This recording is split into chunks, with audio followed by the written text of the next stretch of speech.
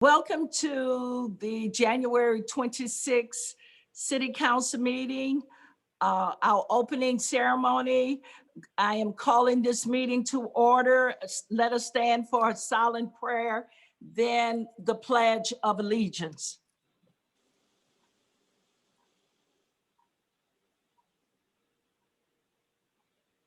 The Pledge of Allegiance. I pledge allegiance to the flag of the United States of America and to the republic for which it stands, one nation, under God, indivisible, with liberty and justice for all. Clerk Pittman, could you please call the roll? Councilman Fry. Here. Councilwoman Griffin. Here. Councilwoman Burrow. Here. Councilwoman Robinette. Here. Mayor Jones. Here. Councilwoman Lipka. Here. And Councilman Garrett. Here. All right, a quorum is present. The next item is public comments. Anyone who is interested in making a public comment tonight, you had until Monday, January the 25th to submit it by 5 p.m. Clerk Pittman, do we have any comments for tonight? Yes, I have two. The first is from Annette Jenkins. It says, to Mayor Jones, Jeffrey Bloom, Chief Armstrong, and the council. The last council meeting, the issue of expired license tags was mentioned by Jeffrey, and the council members, Heather and Linda, said tickets should be given to individuals who have expired plates. Although I understand expired plates are a violation, however, will the police stations and courts be open for citizens to pay tickets? As we are all aware, due to COVID, so many places are closed. Tell me this, isn't this how Ferguson got into trouble, writing tickets unnecessarily? Also, when will citizens be able to attend meetings at City Hall? Zoom and audio call-in are okay, but do not have the same effect as in-person meetings. I would appreciate a response to these issues at some point in this meeting. The second is from Jerry Knows, and this is the last one I have today. At the last council meeting, Eugene Franks, chairperson of Ferguson Civilian Review Board, reported in a public comments letter that the city wants to charge the board $4,000 to fulfill an open records request. The information requested by the board is necessary in order for the board to fulfill one of its mandates per consent decree and city ordinance. The board shall review complaint statistics to identify patterns and trends in section 2446J of the Muni Code. In his letter, Eugene requested that the council examine the facts of this matter and make a determination whether the city and FPD are fulfilling their responsibilities under the city ordinance, and if not, direct the city and FPD to provide a recommendation on how to correct the deficiency. Could the city council please comment during tonight's meeting about what progress has been made on looking into the facts of this situation? And could the city attorney please comment on whether the payment of $4,000 charge to obtain open records would be considered to be reimbursable to the board under State Statute 590.653, Civilian Review Board members shall not receive compensation, but shall receive reimbursement from the local governing body for all reasonable and necessary expenses. Okay, thus in the reading of our two comments, staff, would you please govern yourself accordingly to the comments that we received tonight? The next item on the agenda is the manager's report. Interim City Manager Jeffrey Bloom. Thank you very much, Mayor. Mayor and Council, we'll begin tonight with an update, a COVID-19 update from Fire Chief John Hampton. Chief, if you would, please. Mayor and Council, once again, it's a pleasure being at the council meeting. First off, I would like to go into a little bit of the Ferguson numbers, and then I'm going to talk a little bit more about the vaccine. I've been going to a lot of meetings lately, and a lot of people are hearing what I'm having to say. So hopefully you get more comfortable being secured and getting the vaccine. So first off, our numbers since Christmas, we were at 260 plus locations that were positive with COVID. Currently today, we're about 125 locations.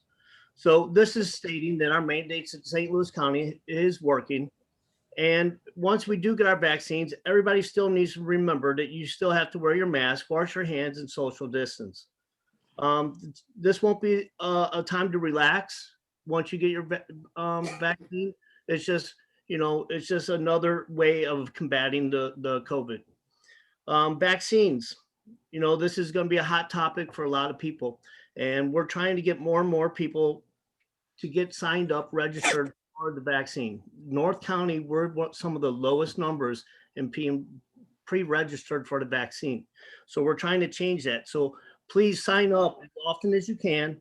And you can sign up at the Department of Health, BJC, Mercy, and these are just a few. We will have them up on our website. We have them up on the EOC page and through the Ferguson page. Another very good site is stlcorona.com. And they also have links where you can go and sign up for the vaccine.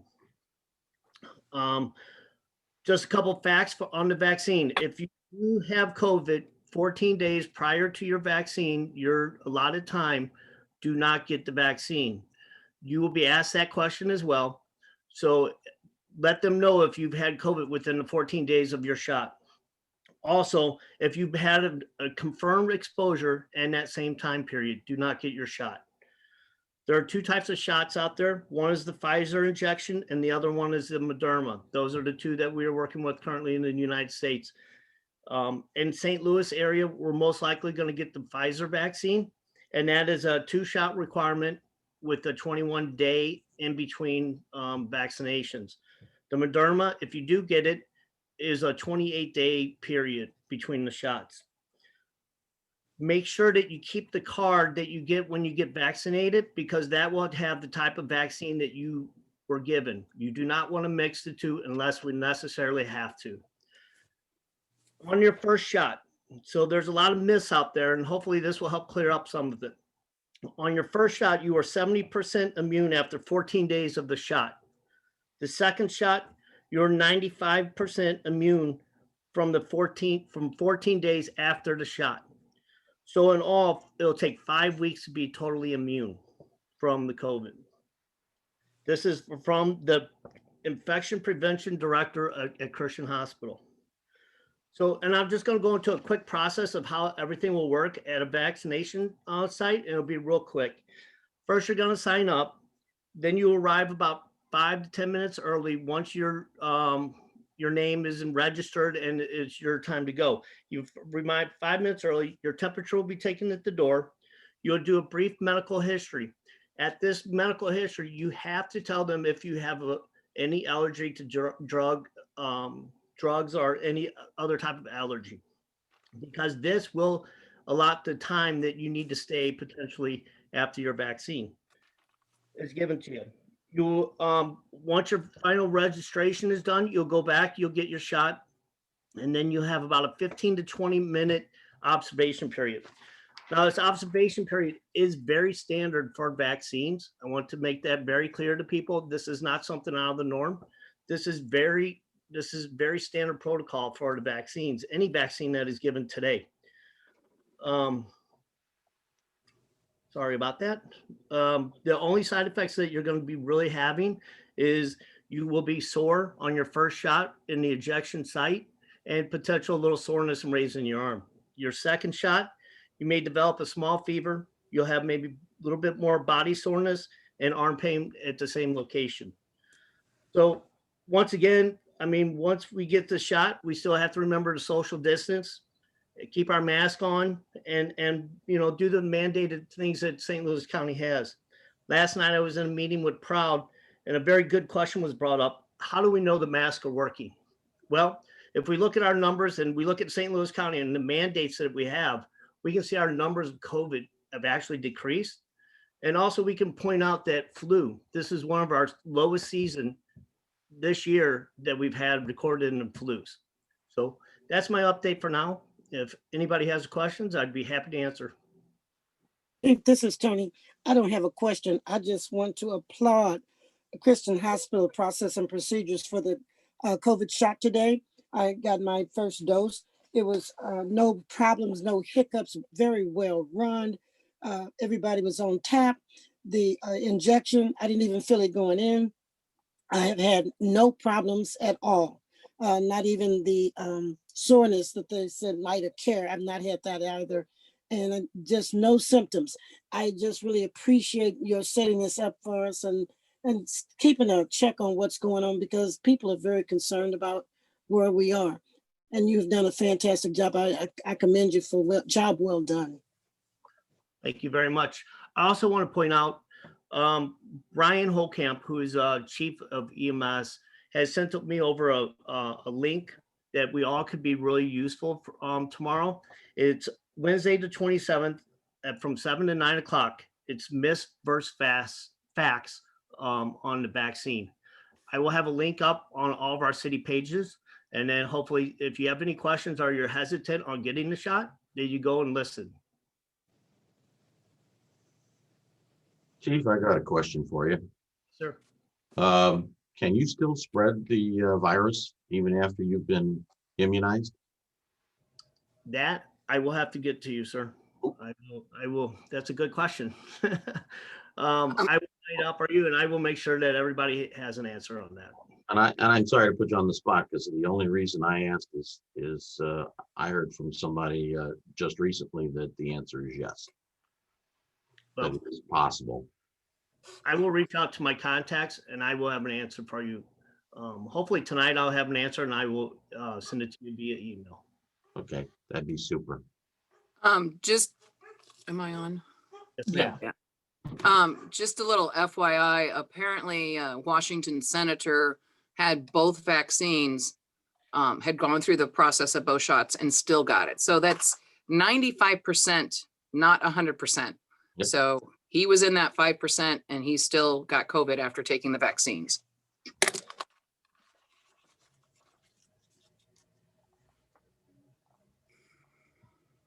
But I hope that doesn't scare anybody off from getting the vaccine. We're Yeah. better getting the vaccines as a community, and I'm glad to see the numbers are trending correctly, and I think the vaccine will continue trending those numbers in the right direction.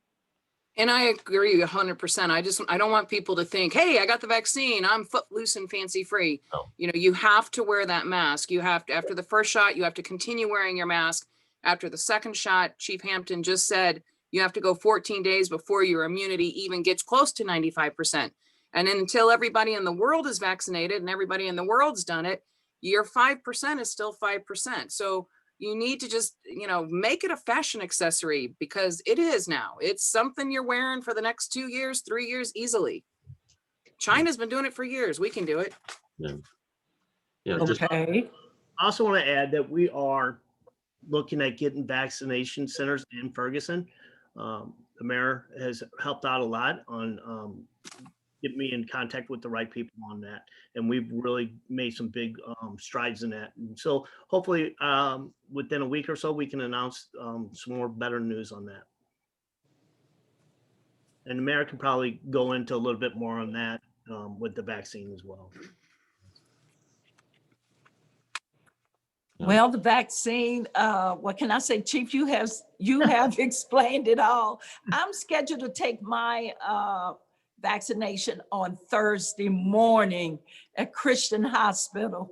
And we know that the African American community is very hesitant about taking the vaccination. So several mayors have gotten together, and we going at different times, and I will be going Thursday morning to take my vaccination.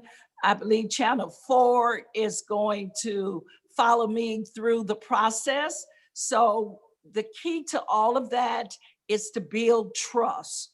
We have to have the people in the African American community to trust that this vaccination is going to work for all the people, and we don't want no one left out.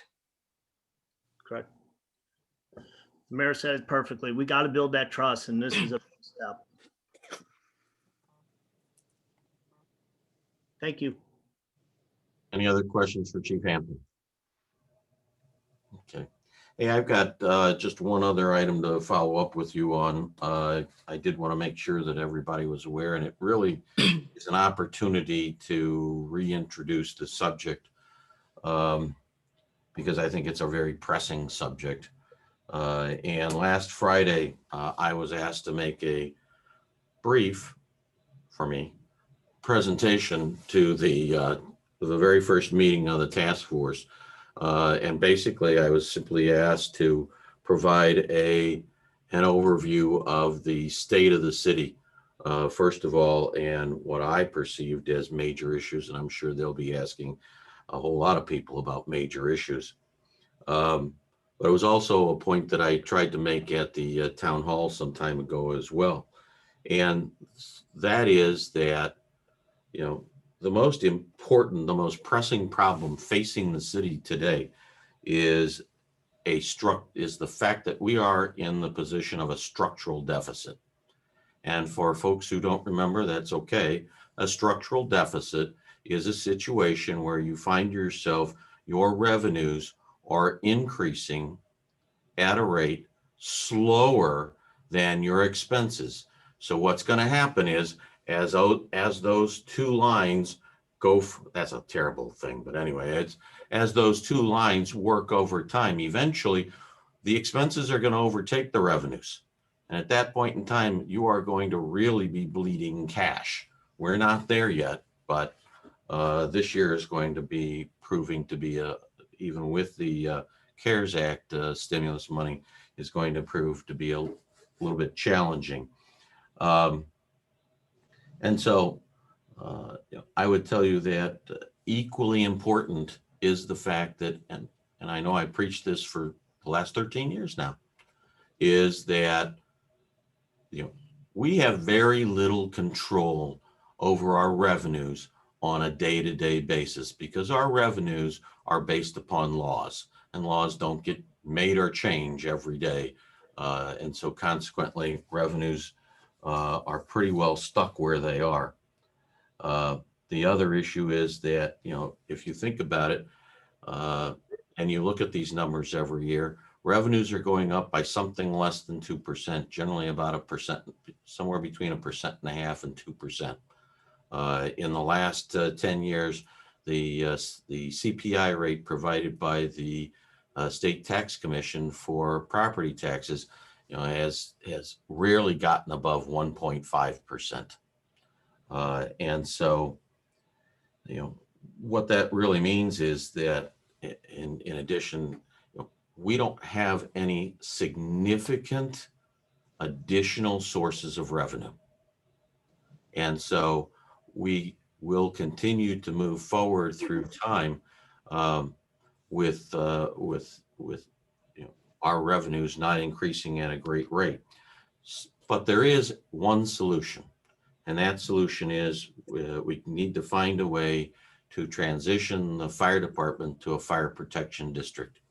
We've had a lot of conversations about this. We've done a lot of work around this from the standpoint of understanding where we are and what that means in a dollars and cents perspective. And just to give you kind of that perspective, as you know, from an out-of-pocket perspective alone, we spend over $3 million in people and stuff for the fire department. We spend at least another $250,000 every year on capital. And then we've got vehicle costs of over $100,000 a year. You add all that up, it's about $3.3 billion. We also have revenues that we would need to forego because we do have a sales tax for fire. And that generates about $600,000 a year in revenue. So the net number, the net savings would be $2.7 million. Now, I'm not at all proposing that the city do that or if it went forward, keep the $2.7 million because we don't need 2.7. We need about $1.5 million to pay people what we need to pay them in order to get the very best people and keep them and to add sufficient employees because frankly, in every single department, we face the same problem. We don't have enough resources and we're spending everything we can and we still don't have enough resources. And over time, over the last 12 years, we've done a great job of limiting expenses or controlling expenses, but they're going to continue to increase just because prices keep going up. So really what we're looking at is probably about a savings of about $1.7 million, because we can easily afford to forego $1 million in property taxes if we were to make that change. And so really what we need is frankly, the drive and the leadership necessary to make that happen. So that's item number one. And I would say that they were a pretty good audience. They certainly seemed to pick up pretty quickly on what I was talking about. They asked good questions. Who was your task force? I mean, who was your audience? The task force, members of the task force. What task force? The mayor's task force. Oh, when was that meeting? It was last Friday. It was the very first meeting, and it was really there to update them. These are all things that hopefully everybody else knows, and this is just a reminder. The other issue is that we've talked about, and I actually did a little bit more work on it, is you'll recall. Jeffrey, this time before we go any further, I hate to interrupt, but I just want to be on the same page. In regards to the task force, this is you're doing city business on a task force. It's not a task force, a city task force. And as city manager, can you explain that so I can be on the same page with you as you go forward? Ma'am, I was asked to make a presentation to a group to explain the position of the city. Who asked you to make the presentation, if I can ask? The task force and the mayor. Yes, we did. So the other issue is, and I know I've talked about this before, but I've actually done a little bit more work on it to try and firm up the number. And you'll recall that we've had this conversation on a number of occasions, that in 2013, we went out and borrowed $9 million. 40% of that, of the debt service on that $9 million is paid for by the downtown TIF fund. That downtown TIF fund will expire, will sunset in 2023. If we really worked very hard and saved everything we could out of that, potentially we could make it to somewhere around 2026, 2027 before we ran out of money. Unfortunately, that leaves the absolute minimum shortfall that will not be supported by the downtown TIF fund at about $1.25 million. And that'll come due, that bill will come due in 2026 or 2027. And so consequently, one of our challenges, or one of the challenges in the future, will be how to meet that debt service on an ongoing basis. And obviously that's one of the things that the savings generated by transitioning the fire department would be able to address as well. So these are really the challenges of the city. I wouldn't say that the state of the city is great. I wouldn't say that the state of the city is poor. I would say that the state of the city is challenging. And at this point in time, we still control the timing and have the ability to meet those challenges. As time goes by, obviously, that ability decreases. And so I thought it was an important time to remind everybody of those two critical challenges that we have.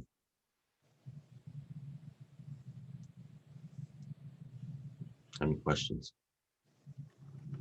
No, I would just say that all the information is awesome, and and actually it's an information that's been readily available to anybody in the city, including the task force members, if they just go back to the town hall and watch the recording of that, because it is all in there. Everything you said, you took it in great detail. So, all of the information is out there. It's publicly available to each and every human being who wants to look at it. And quite honestly, that's all that's necessary. Thank you. And the task force, that was their very first meeting. We have not met simply because we were waiting on the 2040 plan to be approved by the city of Ferguson. And they decided they wanted to hear from the city manager first.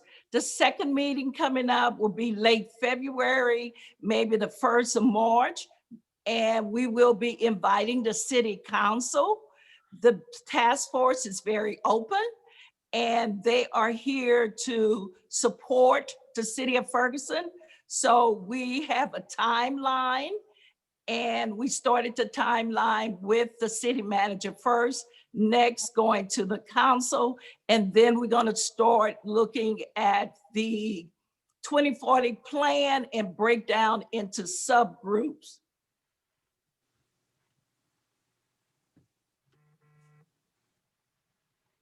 Right. Mayor, that's all I have. Okay, in addition to that, the meeting was one- recorded on Friday, and we are waiting to get that information uploaded on to the website. It's not out there now, so don't go out there and look at it and then come back and say I'm a liar. We're just waiting on the information to be uploaded. Soon as it's uploaded, it's available to everyone. Okay, the City next Manager, item, I have a question. City Manager, quite a question for you. When you were in this task force, did you happen to mention that we've had conversations already with the chief of the fire department, yourself and I and a couple of others, in order to talk about what the options are? Did you mention that to the task force? It's just a yes or no? Yes, ma'am, I believe I did. Not 100% for sure. Okay. Don't have my notes here. Okay, we just want to let those folks that are on this call understand that this is not something that just popped up, that we have had discussions and that we are working on this, and especially I am working on it with the chief and a couple of other people. So it looks like duplication of effort, but we'll get to that later. Thank you so much for your report. thank you. The next item on the agenda is a special presentation, Human Rights Commission, MLK presentation. Tony Dupree. Tony?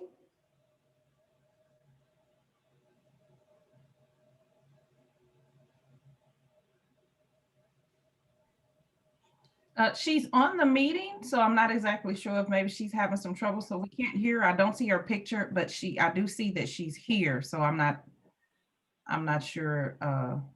She's here, she has to unmute. Okay, Yeah, I'm not showing her as muted though. He is. Well, thing is.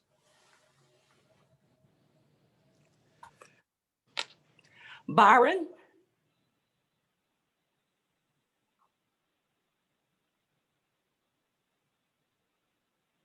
Yes.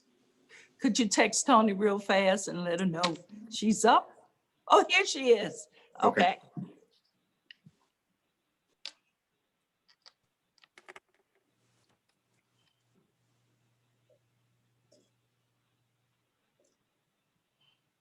I Okay, think she's frozen.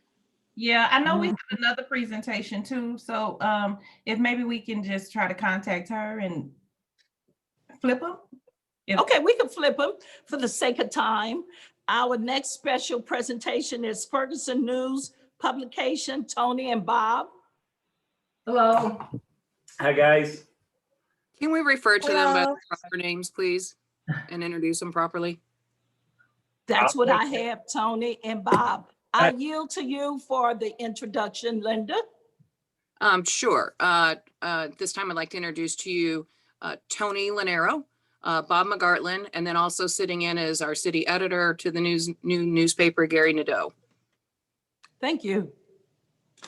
Good evening. So we're here to go first. We'll talk a little bit about our proposal that was emailed to all the council members. And I guess it wasn't a proposal, it was more our oversight of our plans for the new paper. And then we'll have it open up for questions. So our intent is, we started out with January and did an 8-page paper. And already what's going to come out in February, we've been able to grow it to 12 pages just because of the great interest that people saw in that very first publication.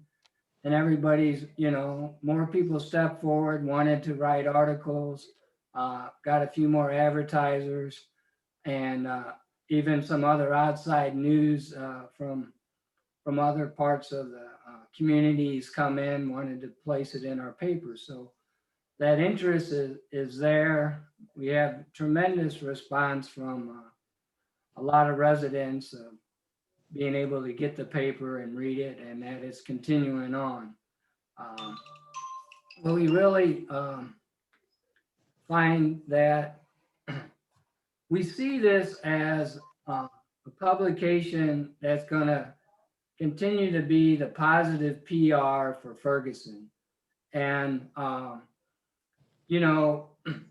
lot of what we've had to go through for many, many years is what the outside perception of Ferguson and our local community from people from around St. Louis and even other parts of the country. And before we believe the Ferguson Times was that part of putting that positive news out there.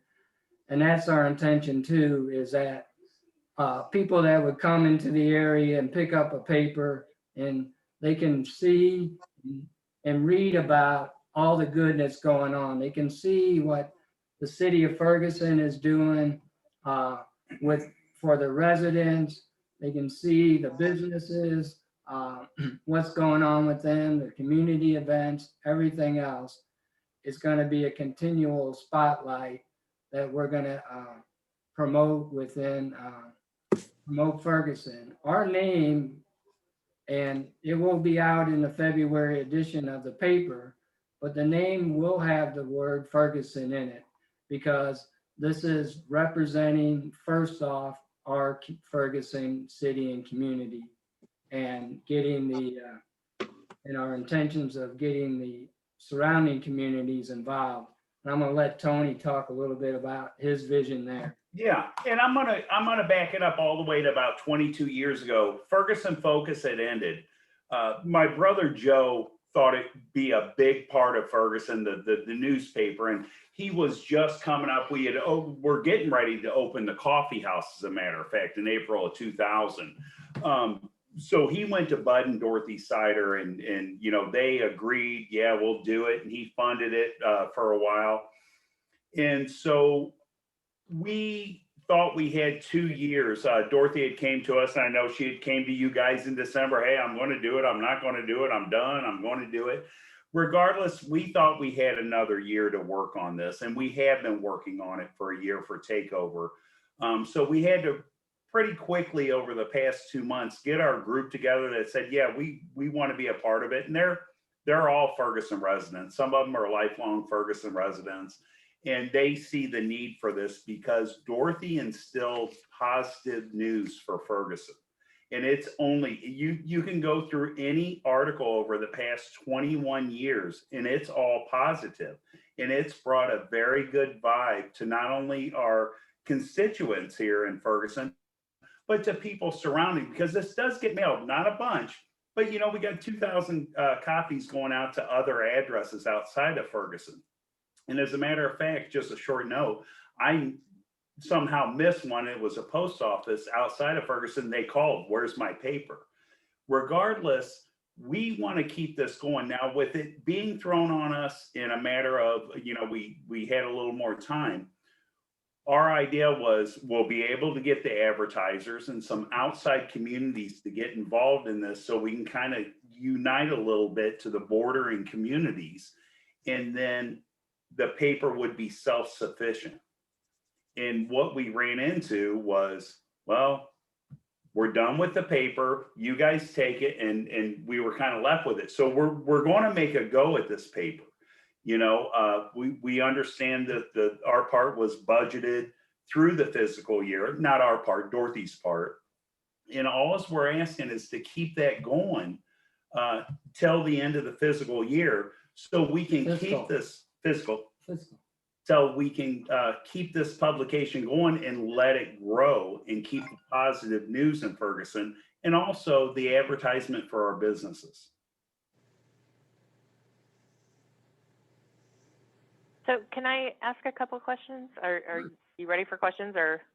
Yeah. Okay. So you said that you want the paper to be self-sufficient and you're looking for, us to support it through this fiscal year.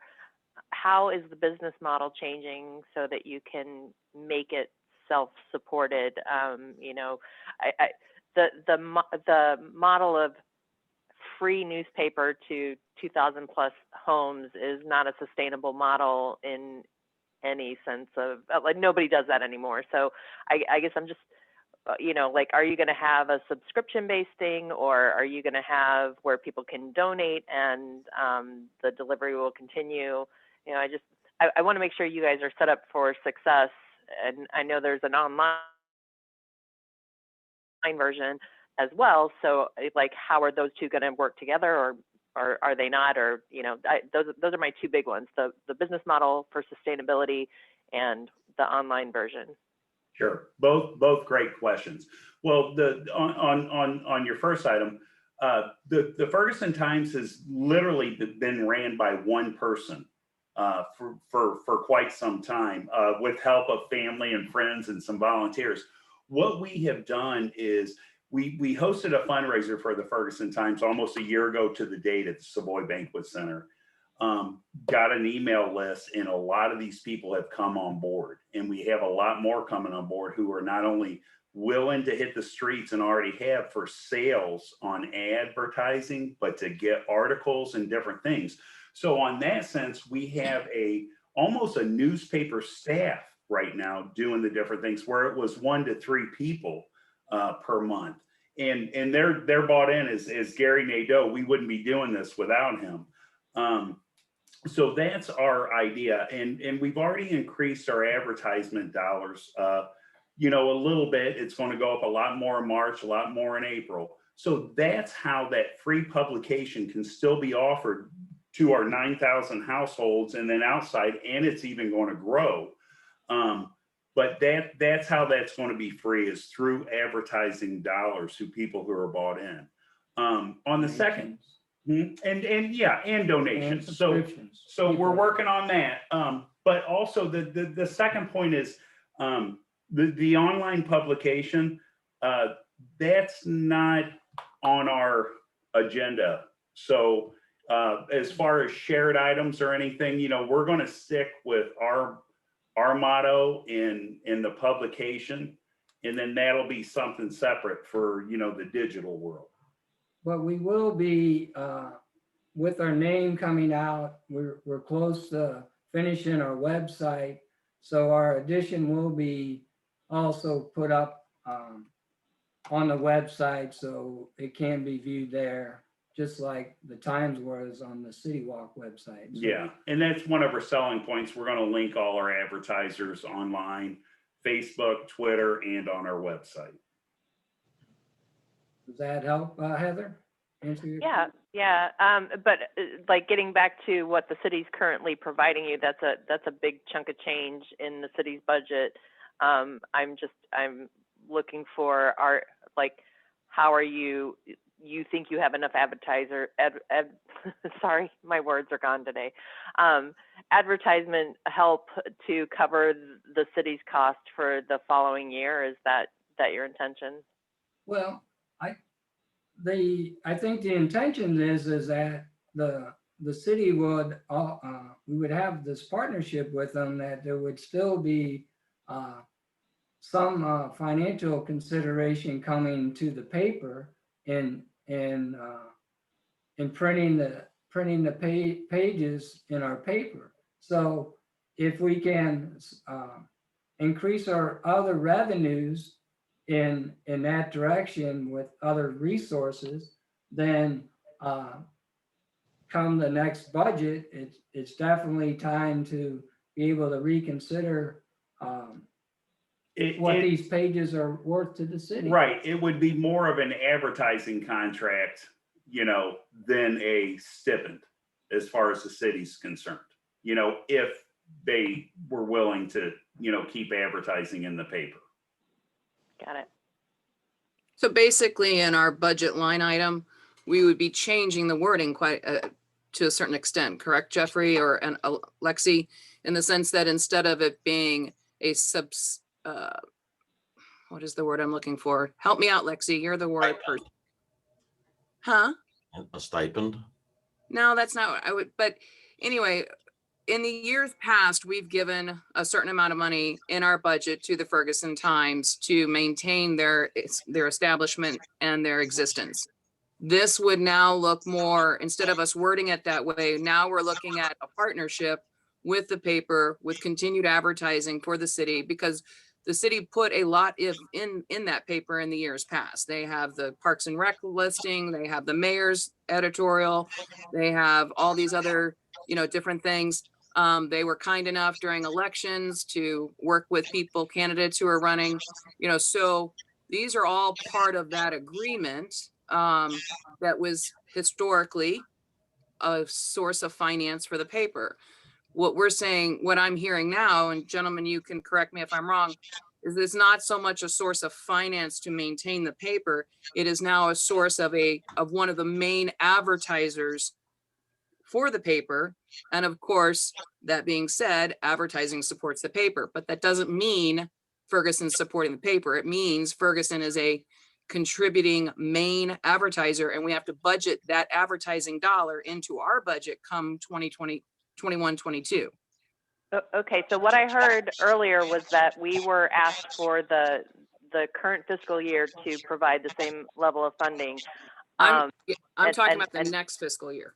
Well, that's what I'm asking. It sounded like it was going to be is $30,000 the line item that's what we're expecting to carry on for a free newspaper? That's my question. I don't know that a free newspaper, like if nobody gets a free newspaper anymore. The suburban journals quit a long time ago. If I wanted to receive it at my home, like $10 a year would at least cover a lot of the costs, and you could get donations to cover, for our senior citizens to have those delivered, or you could go just pick them up at Schnucks or, other areas. I mean, that's what I'm talking about. The business model of a free newspaper is not relevant anymore. And I'm not trying to rain down on anything. Please don't take this the wrong way. I'm very glad that you guys are trying to take this up, but I just want to make sure that what the city's signing up for is not the same thing that we signed up for with Dorothy.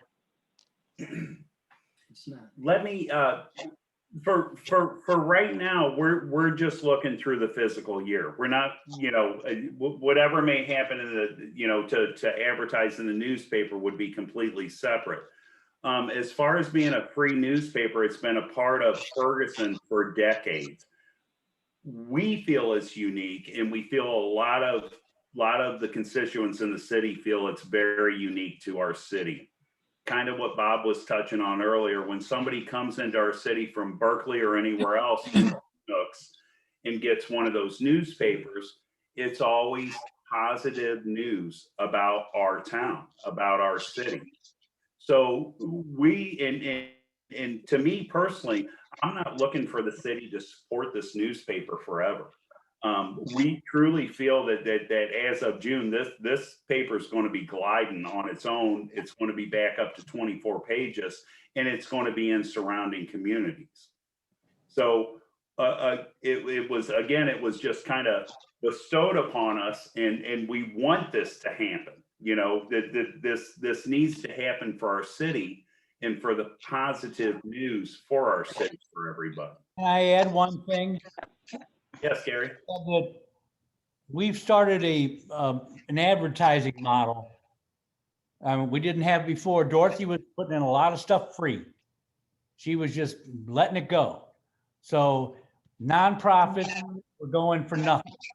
So right now, Tony and I and Bob have built up a new model on what this pay structure should be for advertisers. Nonprofits will get a discount, but normal advertisers, normal businesses will get the full Monty, if you want to say. So we're trying to work on that, okay? We hope, we pray that this is going to all come through, okay? And I'm getting a lot of positive feedback. Next month, not February, but March, we'll have the crossword puzzle back in. We got a lot of people wanting this, and you can't do a crossword puzzle online. I guess you can't, I don't, you know, and a lot of people, you know, this paper you can take to the bathroom with you, or you can put it underneath your bird cage if you want. You know, you can light a fire with it, I don't care. And also one more thing, please. I'm an older resident, been here since 1951, I guess, 3, something like that. Congratulations. Well, we've been around, okay? Longer than you. I grew up in Berkeley, you know, so this is my stomping ground, okay? And I don't want it to go downhill. I want all the positive stuff going. We have a lot of positive stuff, but we got a bad rap, okay? Ferguson has had a bad rap, and we want to make it positive, okay? And I pray that everybody wants it that way too, and just, we're working on it, okay? Thank you. I have one question. Fran wants to go. Who? Fran. Okay, Fran. Oh, what I was gonna say is, for one, I loved the idea that, you know, we were able to pick up a paper for free. That means that a kid, if they wanted to, could pick it up and read information about our city. So I liked that. And I also liked the fact that it ties in, if we're talking about being able to provide information to our community, the Ferguson Times was always one of the very first things that we mentioned in terms of ways that we can push information out to the city. How do we do it? Through the city's website. How do we do it? Through the Ferguson Times. How do we do it? Through, you know, we had these methods of being able to try to reach people. So for me, having that sense of communication, and the fact that now you all have updated it and you're putting it online and making it more accessible. And I've actually heard from several different people looking for people in the community to speak to the different things that are going on.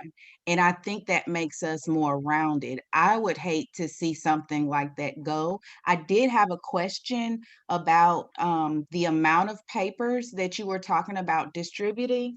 Is that, I want to make sure that I'm clear. Was that going to be the same amount that Dorothy did, or was that going to be less because of the website? We are right now presently doing the exact same amount Dorothy was doing, and that will increase within 2 months. Okay. So, Okay. and that's our outside community getting a little more. Right now, we're Ferguson, we're Pasadena Hills, and Normandy. So we're talking with other people, other businesses in the other communities that want to see it. And that's how we're going to do that with the free publication, get those advertisers in that town, send it out, possibly get them to send us a little information.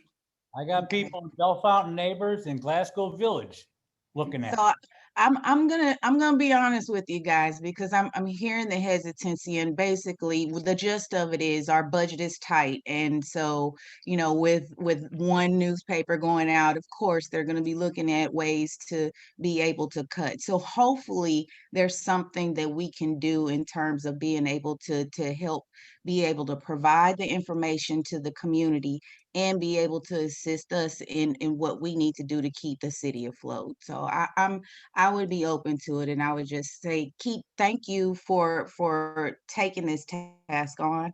I appreciate you all.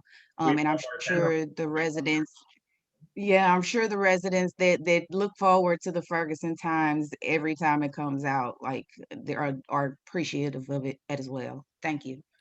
Well, I just want to say thank you for taking time out of your schedule to want to continue the Ferguson Times. We really do appreciate that. I had a couple of residents say they did not get an edition this time. So hopefully, you know, as time progressed, I know you say you're still using Dorothy's mailing list, that, you know, they went to City Hall or someplace to pick up a paper, but hopefully, you know, you can look over the list because people do want the Ferguson Times. And you say you're going to expand to various other municipalities. You know, I had been talking about Delwood. They are our neighbors, Delwood, Calvinton Park, Berkeley. See if, you know, you can establish a relationship with them and grow this paper. We are on that. Okay, good. Yes, ma'am. And then also just, you know, before we close out on this, one thing I want to make perfectly clear, because I don't want any confusion whatsoever. And I kind of heard an interchanging of words that does create confusion. And that is, if you remember, and Fran, this is for you as well. If you remember when they were giving their presentation just a few minutes ago, they mentioned that they were going to maintain the online presence through the Ferguson Walk like they have done for many, many years. It is not their own website. It is through Ferguson Walk. It also, if I remember, was on the Ferguson City website as well, correct or not correct? I don't remember. Okay, but the point is, the online newspaper is Nick Kassoff's creation, and that is awesome, and it's terrific, and it's his perspective, and he's got great people working with it, and that is a completely separate entity. The newspaper is a paper. It's pulp, it's wood pulp, you hold it in your hand. And if you do go online, it's just the wood pulp version of information scanned into a computer that you flip through like an online magazine. It is not the same thing. So I want this to be totally clear to the world. And where you will see any similarity coming together is when you see Parks and Rec, for instance, putting their schedule into the Ferguson Times, and also putting their schedule into Nick's online paper, because both editors, Nick Kassoff as well as the Ferguson News Group, have asked for people to bring in information, and they both want to put information out there, but they are two separate entities. So I just want to be very clear on that. And then I also want to be clear on what I'm going to present as an ask is that when I sent the city council, I had a hard time trying to scan in. So I sent all of you the information that they've presented tonight. I put it in a Dropbox file. I gave you the link to it. I told you how to get to it. I hope you all went to it. If you remember reading that, and Mr. Linero brought it up from the very beginning of his presentation, and that is, there was a process that was designed to create a smooth transition. But in that 2-year process, things speeded up because Dorothy decided to retire sooner, and God knows she has the right to make that choice. She's done her work. So she chose to retire sooner. That being said, had the process gone the other way, there would be no ask, basically. But because the process is the way it is, the ask is that we as a council continue through the end of the fiscal year, the financial aspect that we have committed to the Ferguson Times, but now we committed to the Ferguson News Group. That is the ask. After that, the 21-22 budget, then we will determine there what we want to include in the budget, if we want to include in the budget a line item to continue us as a main advertiser in this Ferguson News Group. So that's the clarity there. Very nice. Yes, that's what we'd like to do. See how we can have a decision from the council if that can be done tonight. I don't think so. We got a little bit to do, so.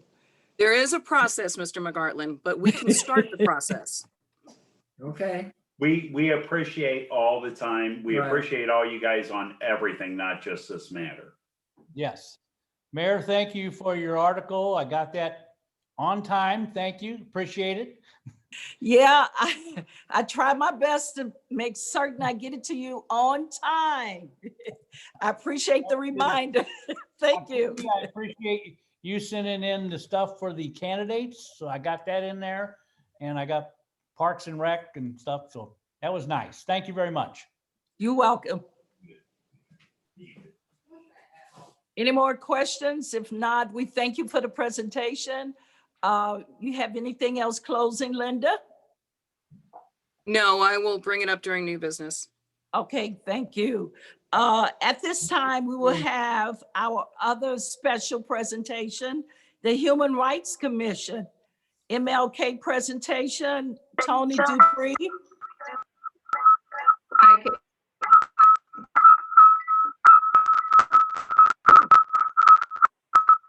Can you hear me? Whoa.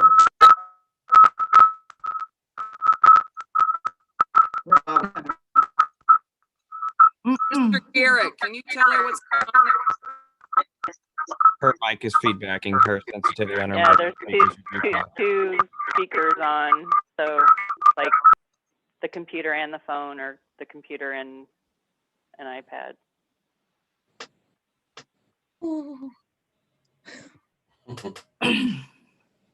Okay, Byron, Councilman Yeah. Fry. Yes. Um, She's back on. She's still muted. okay, okay. Ms. Dupree?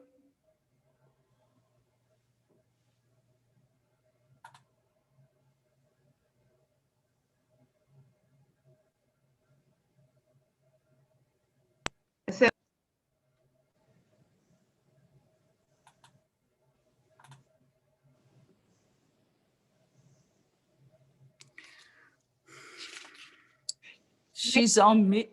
I think she Now has, she's off. Okay.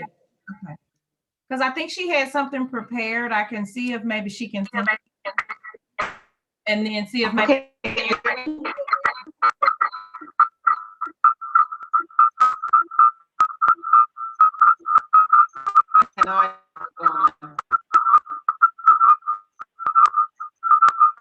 Let's call in. I'll call in.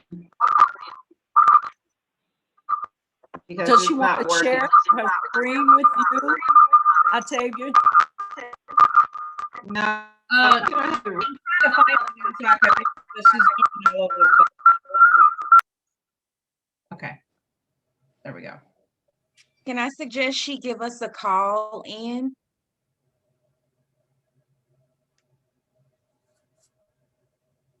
Octavia, do you have her number? Can you send her the call-in number?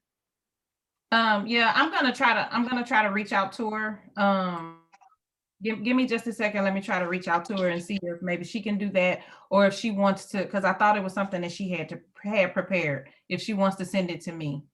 That would be great. Okay.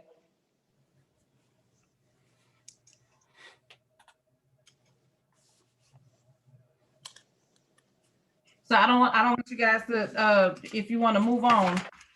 Okay.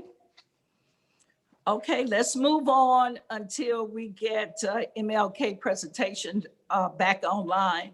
The next item is our consent agenda. The city council meeting minutes, the regular meeting minutes for January the 12th. Are there any corrections? Yes, City Mayor. Octavia, I would like to make a correction that during the unfinished business, that the minutes reflect that when I asked directly, the question directly to the mayor if she would be changing or working with anybody on the emergency order, she did not answer and refused to answer. So I would like that noted on the minutes that I made a direct question that was not answered. I did answer you. I told you No, I you wasn't answered. making any changes. No, I asked about the specific changes and you did not answer. So I'd like that noted on the minutes.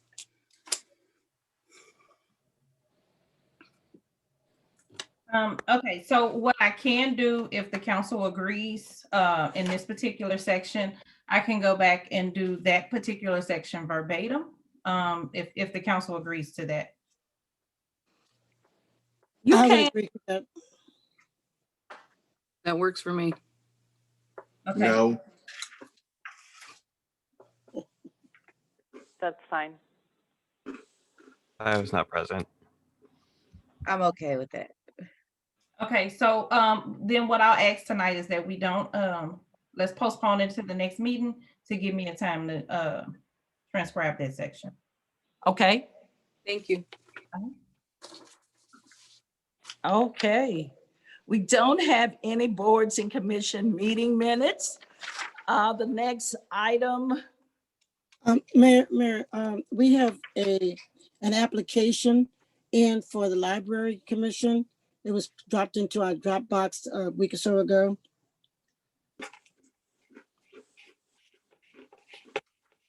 Miss Olmsted.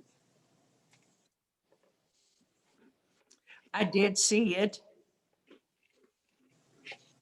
But we don't have, I don't have it listed for tonight, but I did see it. Okay. The other thing is the CRB asked for tonight that there be a decision made in regards to the information that they're inquiring about. Can we take that under new business? It's old business. We talked about this last week, last meeting. Well, we haven't got to old business yet. If Okay, we, do you want us to put it in old business then, since we talked about it last week? Last yeah, I meeting? do understand what old business is, but we haven't even got to unfinished business, or we need to amend the agenda to include old business. But we Right. haven't got to that part on the agenda yet. Okay, that's what I'm only asking you is, do you want it to, when we get there, do you want it under old or new? I'll bring it up again wherever you tell me. You could do it under unfinished business, Yeah. Okay. business. Okay, okay? yes, ma'am. All right. So we all agree that Octavia is going to transcribe the unfinished business where Linda asks questions about the emergency order. So we'll postpone that until Octavia come back to us. Okay. I did see the library appointment, and we will get that done in the next meeting. Is that okay? Sure, perfect. Thank Okay. you. All right. Liquor license, Octavia Pittman. Yes, so we have a new applicant, and this is for the restaurant LA Juicy Seafood at 10732 West Florissant. It's going to be right over there, I believe, right across from Walmart. And so they have a request to sell beer, wine, and malt beverages Monday through Sunday. So they have met the requirements from all of our departments. The only thing that's pending, and I think it was just because they were in a hurry just trying to get everything in. The only thing that's pending at this time is just to get the remainder of their documents in. And we had hoped that they would have them all in to us today. But I didn't want to have them held up for another couple more weeks. So, but that's all we have. And I'm not sure if they are here tonight. Because they didn't confirm if they were going to be here tonight, and partly because we weren't sure if we were going to be able to get it included tonight. Octavia, do you know when their proposed opening date is? They were trying to open by the first of the month, was my understanding. So And is if this we don't- conditional? Oh, I'm sorry, Linda, go ahead. I'm sorry, if we don't approve the liquor license tonight and wait till all the paperwork's in and have a chance to have them at the council meeting, will that impose any problems on their opening outside of, I mean, it's not going to slow the opening down, it's just not going to have alcohol sales, correct? Right, that's what'll happen. But so that we're clear, the only documents that I'm waiting for is just a copy of their county license and a copy of their state license. And so they've already been, yeah, they're very important.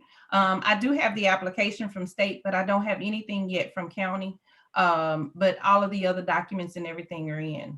So what we've done in the past is we can issue a conditional, and it would not be released until such time that document is provided. It's my understanding that they have it, they just didn't get it to me in time.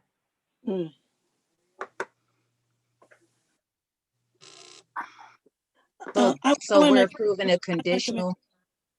Okay. Fran, So we are approving this on a conditional basis.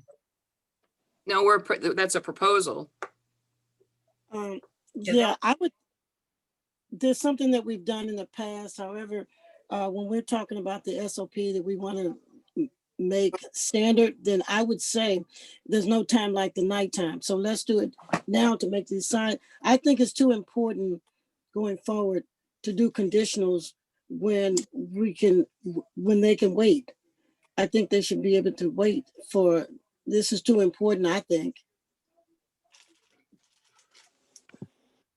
Was Octavia, that not you, protocol? Was that not Octavia. protocol?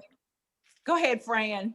I'm sorry. I was No, just you're asking, good. was that not protocol that we do the conditional when there are situations like this that happen? Yes, Well, we do conditionals. Protocol, I think that what they were doing in the past is they were just doing it as a courtesy, just to allow for timing and to make sure that they got everything in. So the license still wouldn't necessarily be released, depending on what's pending. And then in other cases, they would get the license and it would say it's conditional, and it would expire in a shorter time period to allow them an opportunity to do everything that they needed to do. The other thing I will also remind people of in the past, and Fran, I don't know if this actually came into play since you've been on city council too often, but I know in the past, conditional were also much more easily granted to restaurants that were established in Ferguson. So like if we had to get some renewals or whatever, we did some conditionals for well-established, but brand new restaurants, That's what I'm. brand new restaurants that don't have a history with us quite yet. I think we've actually held them to the proper standards, get on board properly, get on board with your paperwork in order and so forth. But I think we've done conditionals and we've done them for new restaurants too, but I think the conditionals were more toward established restaurants that had been in Ferguson for a while. And to answer your question, Fran, to answer your question, it was not protocol. It was just like courtesy, and that's two different things. So it was not protocol. We're in a pandemic. We've got businesses closing left and right, restaurants closing left and right. If they want to come and get established, guess what? Work with them. We need revenue. We need people. We need business back in Ferguson, business back in the United States, period. You got to work with people. We're in the pandemic. I understand that, and I totally agree with you, Byron.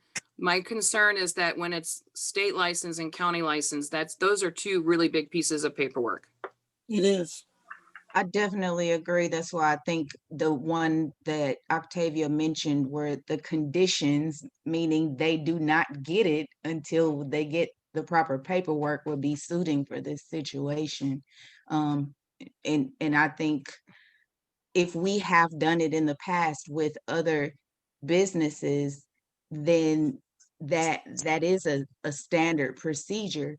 Now, unless there was something specifically written out saying that only the businesses that are already established would be based under a conditional license, and that's one thing. But if there's no wording for that, then we can do that and make it possible. And like Byron said, actually work with the business so that we can bring some revenue and put some stuff in place versus waiting 2 weeks for our next approval. Would you like to put a motion on the floor, Councilwoman Fran, to issue LA Juicy Seafood #2 a conditional license? Before Yes, I'm sorry, Fran, you had asked a question while you were speaking. You said if there was no language. Octavia, is there language as to how this should go down, what the process is? Is there language? No, so we not any courtesies, not any protocol. What's the language? So our code does spell out the requirements for a liquor license, but what we do not have is the language that talks about any courtesies or any conditionals. Like I said, that was only anytime we've issued a conditional was just a courtesy to allow them to be able to continue to move forward and not have the waiting time that we're speaking of right now. Right, so there was no language, okay. So they would be able to move forward. They would be able to have their grand opening And it would be imperative upon themselves to get that information to you, because once they have the information in your hands and you have a copy of both licenses, county and state, then boom, sign off on the liquor license and they're good to go. But if it takes them however amount of time it takes them, and it goes, and it won't, but let's say it went to 2 weeks, then it would come up again on our agenda at that point. Yes, I can do that. Okay. Fran, would you put the motion on the floor, please? I make a motion to approve the liquor license with conditions that the state of Missouri, as well as the county license, has been received by the city of Ferguson. Seconded. I'll second it. Okay. Okay, I have 2 seconds by Councilman Byron and Councilwoman Robinette. Are you ready to vote? All in favor, say aye. Aye. Any opposed? Motion carries. The ayes have it. LA Juicy Seafood #2 will receive conditional liquor license. Octavia, is the presentation ready from the Human Rights Commission? I see she's back. I tried to call her, but I didn't get an answer, but I see she's on the screen. So let's see if she's working. Okay. All right, can you hear me? Yay. Yay! Welcome And back. Octavia, you always have to call my house phone. My cell phone's in my car. So I'm not a cell phone person. Well, thank you guys so much. Thank you, Mayor, City Council members, and city staff for giving us the opportunity for our human rights to present just a little tidbit on Dr. Martin Luther King Jr. What I'm getting ready to read is something we put together for one of my other organizations that I belong to. So I hope you guys enjoy it. The subject is Reflections on a Dream, honoring the legacy of Dr. Martin Luther King Jr. Dr. Martin Luther King Jr. was born on January 15th, 1929 in Atlanta, Georgia.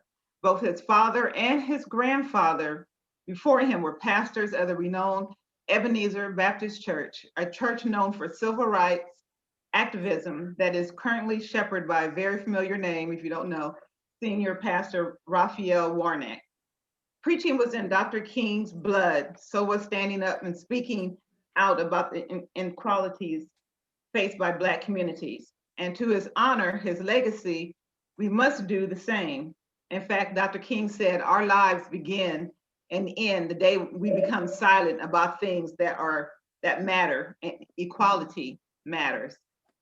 Dr. King also famously said, life's most persistent and urgent question is, what are you doing for others?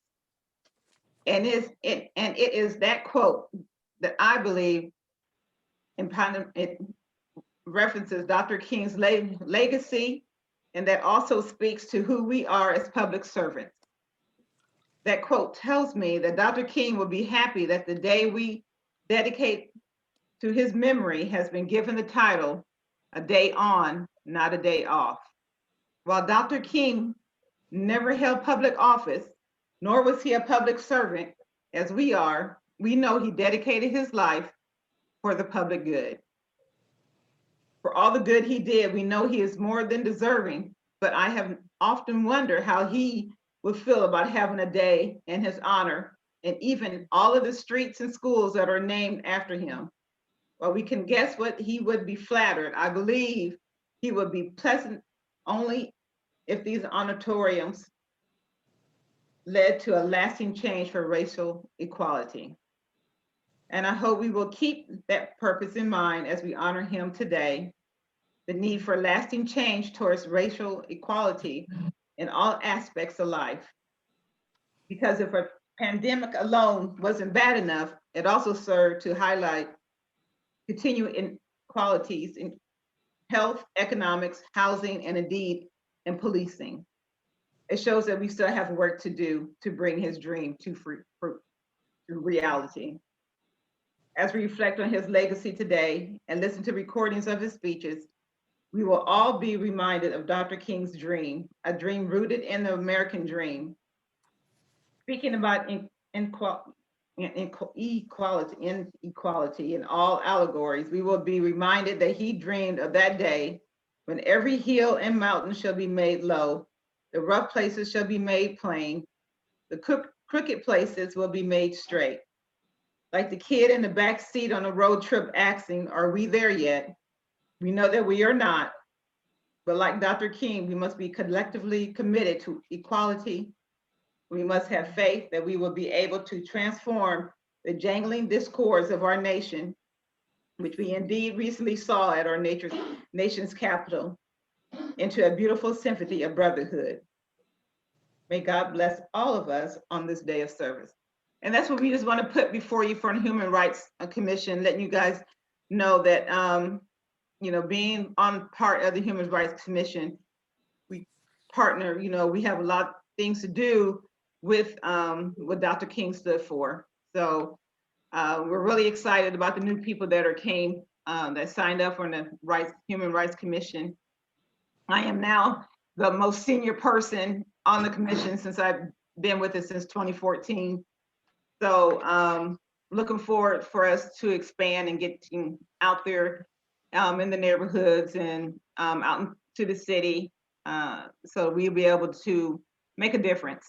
And like I said, like the saying says, that Martin Luther King's Day is a day on, not a day off. And we want to keep that as a Human Rights Commission for every day, and not just not on Dr. Martin Luther King's birthday or his holiday. And that's all we have. Thank you, guys. Appreciate it. Thank Amen. you. Thank you Hey, very Tony. much. Tony, this is Tony Vero. Fantastic at a minimum. Thank you. Good job. Good job. Thank you very much. Thank you.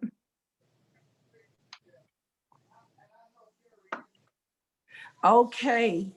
The next item on the agenda is resolutions. Resolution number 2021-01. Without objections, we're introduced by council members present. I hear no objections. Attorney Carey, would you please read the resolution? Yes, ma'am. Resolution number 2021-01. A resolution selecting a professional services contractor for the Park Master Plan, awarding the contract to said contractor and authorizing the city manager to execute the contract on behalf of the city. Interim city manager. Thank you very much, Mayor. Mayor and Council, I'm going to ask Parks and Recreation Director Dave Musgrave to say a few words in introduction of this resolution. David, if you would, please. Thank you. Good evening, Mayor and City Council. If you'll recall, we budgeted to redo our Parks Master Plan this fiscal year. It's actually been almost 15 years now since we had a Park Master Plan that was valid. To be completely honest, it is a requirement for the grants that we write on an annual basis. So by not having a current master plan, we have the potential to miss out on upwards of $475,000 a year in grant funding. So that was the reason we budgeted for it this year. We sent it out for bid back in the fall. We had 4 bids come in, 2 of which were dead even as far as cost to the city at $75,000. I had both firms give presentations to the park board in November. Park board sat in on the Zoom presentations. We recorded them. They voted at the subsequent meeting following those Zoom calls and voted for the firm that's in front of you, which is Vireo. And so that's the resolution that's being presented this evening. Okay. I would like to entertain a motion and a second for approval. So moved. Oh, Mayor, could I ask a quick question of Mr. Musgrave before we go further? Mr. Musgrave, what could you say were the 3 key factors that made you go with this company over the other? There was lots of discussion, honestly, in the park board meeting. Number one, they recently did a park master plan for Maryland Heights. Maryland Heights has a very, a very large apartment complex population. And we feel that somewhere where we're struggling right now is to reach out to our apartment complexes in Ferguson. So that was a strong point for them. Another one, of course, is always cost. And I would say a third would just be the diversity of their group. They have park directors that are part of their firm, along with other people that do planning and designing and that sort of thing. So they were very strong in those areas. Thank you. Not a problem. Thank you, Mayor. Thank you, Linda. Appreciate you. Is there a motion and a second? So moved. Seconded. I already made a motion. Okay, Byron did make the first motion, so now we need a second. A second. Okay, Councilwoman Fran seconded. Clerk Pittman, would you please call the roll? Yes, Councilman Fry, Aye. Councilwoman Griffin, Aye.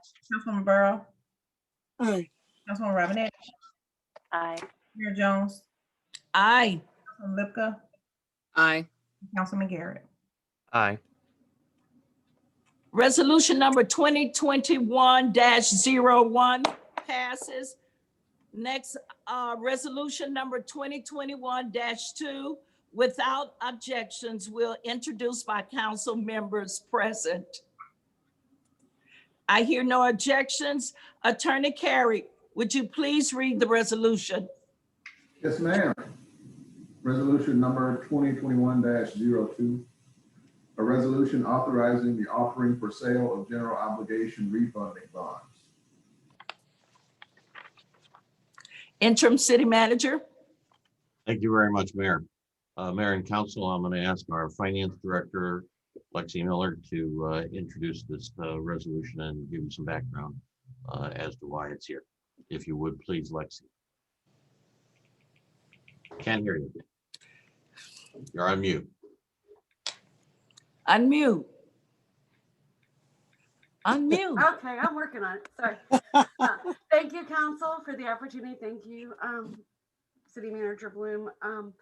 Tonight, what we have is an opportunity to what is referred to as refund our general obligation debt, which is refinancing for in everyday terms, refinancing our general obligation debt. Just as a little bit of background, probably about 6 months or so ago, Interim City Manager Bloom and I had reached out to our financial advisor to see if there was any possibility in us being able to refinance our general obligation debt and save some money on that debt. At the time, the interest rates were too high, so it wouldn't be feasible for us to do that. Also, unfortunately, the city's reputation prevented us from being able to do it at that time. We recently heard from our financial advisor, and she believes because the rates are so low that it is possible that we would be able to refinance our general obligation debt at this time. She is a financial advisor. She is not a financial broker. So all she can do for us is just let us know that this is something that we may want to seek at this time. She's not able to give us full details or lots of different options on what that refinancing would look like until after we engage her as our financial advisor. This is because she is a registered financial advisor with the SEC. And because she is a registered financial advisor with the SEC, she has certain limitations on what she's able to do without an engagement letter. So part of what we're requesting tonight is an engagement letter for the financial advisor to go out and seek a private placement as opposed to doing a public offering, because a private placement will not require us to get a Moody's rating. It'll save some money and time, and do the private placement for a general obligation debt refunding. Also, we would also need to, this also has a component for engaging the bond counsel for these activities as well. Now, at this point, the estimated savings would be about $240,000 in the general obligation debt. And there's a significant cost to have bond counsel and the financial advisor involved in this process. But we do not pay anything unless we close on the refinancing. So although there is a substantial cost for the counsel and the advisor, if we aren't able to refinance the debt, then we don't pay a dime. We just are getting some information and we don't lose anything on it. So all we're requesting at this point is to just engage them to look into the possibility of refinancing that debt and saving that money. If we aren't able to do it, then we aren't out any money. Lexi, is the cost based on a percentage of the total sale, or how would that cost be? What would be the guesstimate or the range of that cost Well, possible? the cost would be about $20,000 for the bond counsel. It's $9,000 for the financial advisor. Mhm. There would be a cost of about $300 for the paying agent, should we close on this. And then we would also have a cost to the Missouri State Auditor to register the refinancing, and that would be $1,000. So the total cost would be $30,300. Okay. But we, like I said, we would save about $240,000. Mhm. 210. I'm sorry?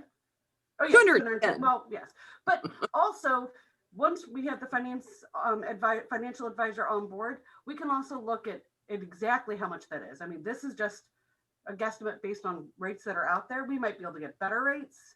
We might be able to shorten the length of the debt. There's a lot of different options that we can explore once we get the engagement letter in place. Mhm. Can she also do more than just this one debt? I'm sorry, Byron. No, I'm gonna make a motion. You can talk to them. What do you, in regards to what? Well, I mean, if we've hired her services, can we look and see if there's any other areas she can help us in? That's all she does. Yeah. Oh, Yeah. okay. I mean, yeah, this is what she does. I was being hopeful. I know, but I'm very hopeful because at least now it seems like this is something we could do, which is very good for not only us saving the money, but it's good for the reputation of the city of Ferguson that we were able to go out and refinance that stat. And that's important for us as our Moody's rating improves and we're able to do these refinancing. It shows that we are a good bet because we do pay our debts. And that's something that the city has been able to do consistently and on time without late payments or anything like that. And it's just because of, as everybody likes to say, we've gotten a bad rap and all the bad information that's out there about the city of Ferguson, but we do take care of our responsibilities. And this will help to show people that, yes, we do, because we are able to refinance. Councilman Fry. Make a motion to allocate funds for finance. It's For resolution number 2021 Yeah. -02. Yeah, it would have been easier. Okay. I make a motion to approve number 2021-2. Okay, is there a second? I second. Okay, I saw Councilman Garrett's hand. I'll Second. flail harder. Okay, all right. Clerk Pittman, would you please call the roll? Councilwoman Griffin, Aye. Councilwoman Burrow, Aye. Councilwoman Robinette, Aye. Mayor Jones, Aye. Councilwoman Lipka, Aye. Councilman Garrett, Aye. Councilman Fry. Aye. Resolution 2021-2 passes. We have a bill required for second reading. Bill number 7200. I request a motion and a second to read the bill a second time and place upon its passage. So moved. Second. It's been properly moved by Councilman Fry and second by Councilman Garrett. Bill number 7200. Apollo, would you please read the bill?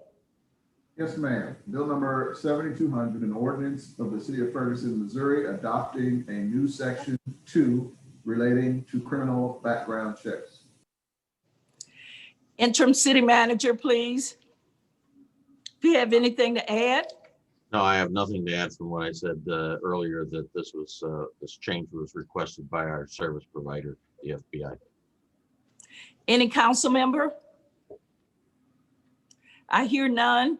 Clerk Pittman, would you please call the roll? Councilwoman Burrow, Aye. Councilwoman Robinette, Aye. Mayor Jones, Aye. Councilwoman Lipka, Aye. Councilman Garrett, Aye. Councilman Fry, Aye. Councilwoman Griffin. Aye. Bill number 7200 passes. Unfinished business. Councilwoman Borough, you had some unfinished business? Mayor, I Yes, do too. Yes, the CRB on January 12th and today talked about the not being able to get the documents that they needed in regards to the consent decree and being wanted to be charged $4,000. We're wanting to actually have this removed. This is a consent decree, that this is what the council is supposed to be doing. And so we need for the council to move forward and say to the city manager, as well as the police chief, we have offered that if they can't get it done for under $4,000, because who's going to pay that? The city council is going to pay that. So if they can't get it done, we've offered and said to them, we can do it ourselves. We've offered that. Jerry Knowles stepped up and said we would look into that.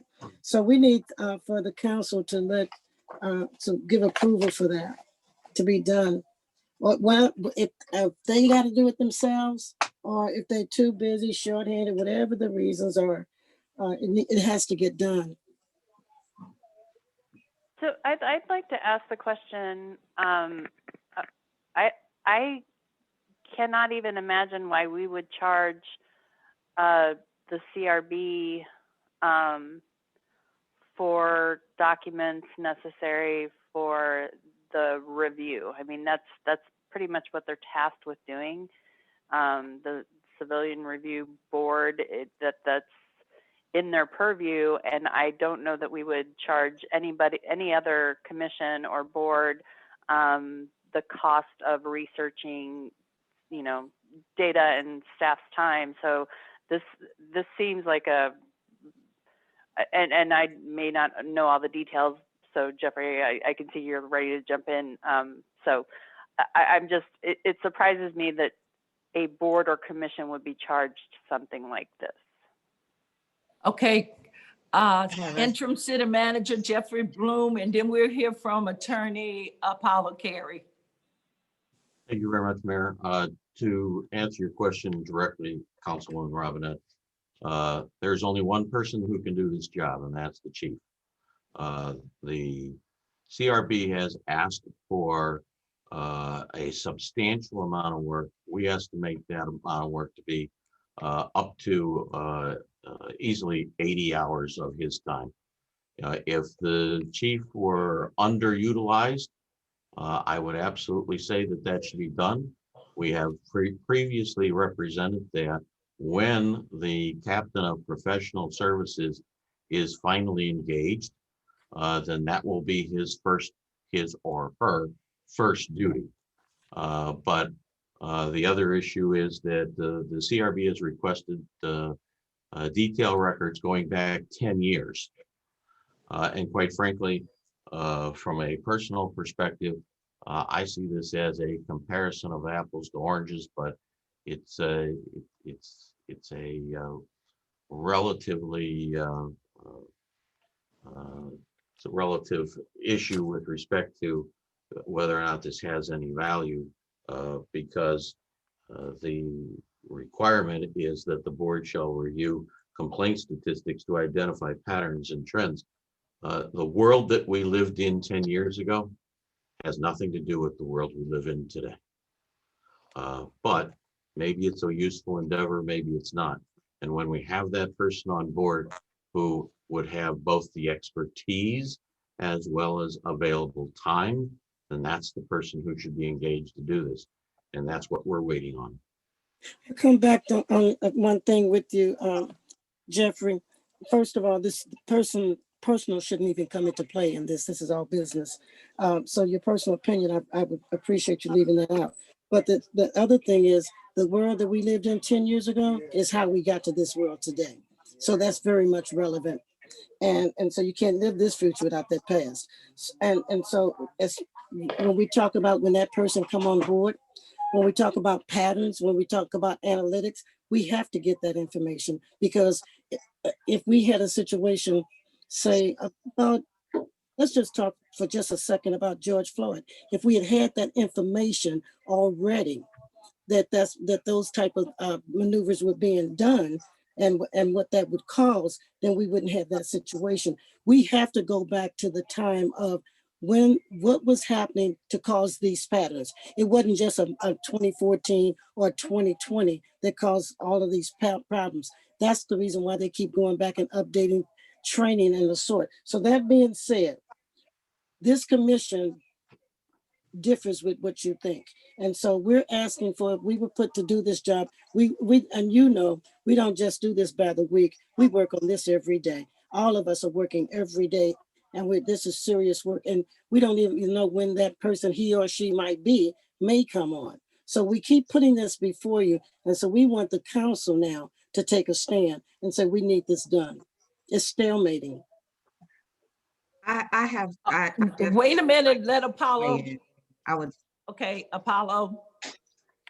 Yeah, so, you know, this request dates back, I don't know, a year, maybe 3 or 4 months or so. Some time ago, I recall being, you know, at a CRB meeting when this request came up. Subsequent to the request being made, we met with the Department of Justice because I think the city at that point in time had the position that, you know, they didn't think that you know, I don't think the city believed that the consent decree envisioned the CRB being able to go back before their existence to analyze trends and this kind of thing. In fact, you know, the Department of Justice had taken the position when we talked to them that they had already done that in their report and had produced you know, their report, which was the analysis of what happened prior to the CRB's existence. I think the parties at that time came to the agreement that, you know, between the parties, that the consent decree envisioned the CRB analyzing data and trends on a prospective basis, not a retroactive basis. So that information was brought back to the CRB. I think the CRB still decided, well, we still want to get that information. So they're entitled to the information. Well, let me say this. Well, let me go back before I say the title. So the information doesn't exist in the format that the CRB wants it to exist in. In other words, there's going to have to be a person combing through files, compiling information, and putting it in a format that the CRB wants. Now, you know, the city can do that, but the issue is, you know, as stated earlier, whether or not it was like within their purview to do it. Well, the city's position is that it's not because it's a retroactive analysis. The Department of Justice agrees with that. So at the end of the day, it's not the city charging the CRB for doing what it is they're supposed to do. This is something additional to what it is they're supposed to do, again, because their purview is prospective and not retroactive. And so just like any other citizen who wanted something that the city had to put together, you know, there's a charge for that. And these are classified records. These are records that only the chief has access to at this point, because we don't have another employee who has that access. So at the end of the day, I think that's where the city's charge came from. And I think that's where the disagreement between the CRB and the city comes from. I think the CRB's position is, you know, this is germane to our function. We should be able to go retroactive. But I think the city and the Department of Justice have agreed that that was not contemplated by the language of the consent. So can I speak? Yes. This is Fran. So I understand, I keep hearing that this was the city's perspective, and I don't feel like it was ever really brought to the council's attention. I just had during the NPSC meeting, Jerry Noel came and presented some information from the CRB, and he went through the website. He went through the different reports that they are required as a CRB to put together. And he explained that there was a portion in the process where in order to really come up with what they're required to do within a report, they would need to have previous access. They can't find anything prior to.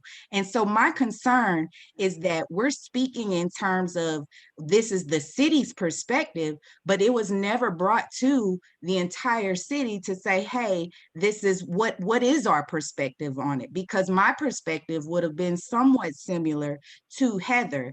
Is how can we, as a CRB, how can we tell the CRB if they're saying, hey, this is what we're using it for? We're using it for to be able to generate these reports for this, even if the position of the DOJ is that they don't feel that they should move forward, the fact that we're stating this is the city stance without actually asking the city what their stance is concerning to me.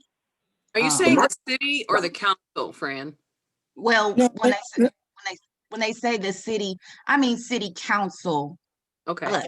They did Well, not come to us. DOJ already told Like them no. literally. One person at a time, one person at a time. And One like person at a Jeffrey, time. and like Jeffrey just said, it was based off of his personal opinion. But Let me say Paul's DOJ already Byron, told them no. What you let me have, say this. they already Byron report for you. speaking. They have a report for you already. They did report. This is what you're getting from the Department of Justice. If that's the case, they wouldn't be required. You might not like what they gave to you. They wouldn't be required to, the CRB wouldn't be required to keep generating those reports if they didn't need the information. They need the information if they weren't required. Let me put it that way. They need the information if they weren't required to do those type of reports. Speak with Jared knows a very good explanation. So the DOJ already gave them the information. Correct? Yes or no? Well, the Department of Justice gave them, the Department of Justice provided the city with a report that they had put together that comprises probably about 75% of the information they were looking for. There is some information, maybe about 25% of the information they were looking for that is not in that document. And essentially it was just a compiled list of complaints that they had put together, and it almost satisfied everything that the CRB was looking for. The Department of Justice gave that to the city gave that to the CRB, but they weren't satisfied with that. They wanted the other. Hey, guess what? I didn't win a Powerball or Mega Millions last week, but I'm still living. You can't have everything you want. They want to pay for it. Okay, can I speak now? Yes, go ahead, Tony. Now, two things, and Paulo, you can attest to this. Too many times and very often when we're dealing with the city manager's office, and I say we, the CRB, we hear the word city. I'm on the council, and we have many times have had to define who is the city, because it never comes to the council. That's why we keep bringing it back now, because we never get an answer from the council. I am reluctant to even bring up the number of times that we have talked about this. And I'm gonna tell you what, just because the DOJ says something, it doesn't mean that that is consummate. This DOJ does not allow anybody from the council to sit in these conversations. So because we don't you know. are not an Excuse attorney. me. Wait a minute, Byron, let her speak. Let her speak. Let her get finished. Yeah, let's let this rule be for everybody. So when we talk to the DOJ or the judge, when we send information, that's how they decide, oh, well, maybe that didn't work after all. Everything they say is not consummate, and Apollo can attest to that. Anybody with any common sense knows that. And so they're sometimes on the run with some of this stuff that they have put before us. Who's really paying for the consent decree right now is a question. Who's really paying for that? It's us. So the bottom line is, to Fran's credit, thank you so much. Who is the city? And if we don't know about it on this council, who's on first, who's on third, who's really running this city for real? And so that's a question that the CRB has been asking for a while. When are we going to get from the council approval for anything? And so, Apollo, when we talk about this is in the past, you know, we've been down this path many times. And what's bothering me is if you don't want to do the work, city, if you don't want to do the work, if the chief is too busy or it would take up too much of his time, we have offered an alternative in the person of Jerry knows. Several of us on the CRB said, hey, we'll come in and do the work.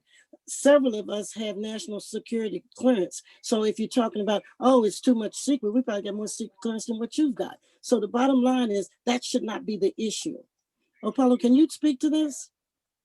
Well, I can speak to the first part of it. I'll let Jeff speak to that second part. But I can say one of the reasons why we sought input from the DOJ, because the issue was interpreting the language, right? So what did the parties intend when they wrote the language the way they wrote it? So we, you know, it's not like we didn't just go to DOJ and say, tell us what to do. It was more like, okay, we tried to talk to people who were at the table when the language was being negotiated to figure out what the parties meant, because it's not clear, you know, like if the consent decree was clear and it clearly said that, you know, CRB is entitled to records back as far as whenever they want, you know, then it would be no problem. But it's left to some level of interpretation. So the reason we went to them was just because, you know, they were involved in, you know, the negotiation of the language. And, you know, and had they said, yeah, we think CRB, you know, should get everything, you know, that would have been their position, but it wasn't. And, you know, so I just want to say that part of it, but Jeff, I'll let you speak to that second part, because that's not really my purview about whether or not the city wants to do the work. You know, please, I want to be very clear here. We never said we're not going to do this work. What we said was we don't have the resources right now. You know, a responsible boss has to identify when and how much their human resources can take. And every person working in this city today is over-resourced. And that certainly goes for the chief. So what I said was, and I want to be very clear, what I said was that when we have the resource, then we will do this work. It's regrettable that we don't have that resource. We are working very hard to find that resource. And when that person is finally on board, that's when we'll do this work. Okay, that's what I'm saying is unacceptable, because when you, first of all, let's be very clear so everybody knows about the trend analysis. And I don't know, Apollo, if that's what's keeping the DOJ from saying yes. The trend analysis is when they say we need a trend analysis, that means go back. If it's 50 years, trend analysis, that's what that means. I just want to make that clear and put that on the table. Correct. It's still not being said that we are offering to do the job, because I've seen too much stonewalling. I've seen it and I'm tired of it. And when it may be, oh, we're never going to get that person, because if we get that person, then we get to do it. Rolls like that in this organization. So let's be clear.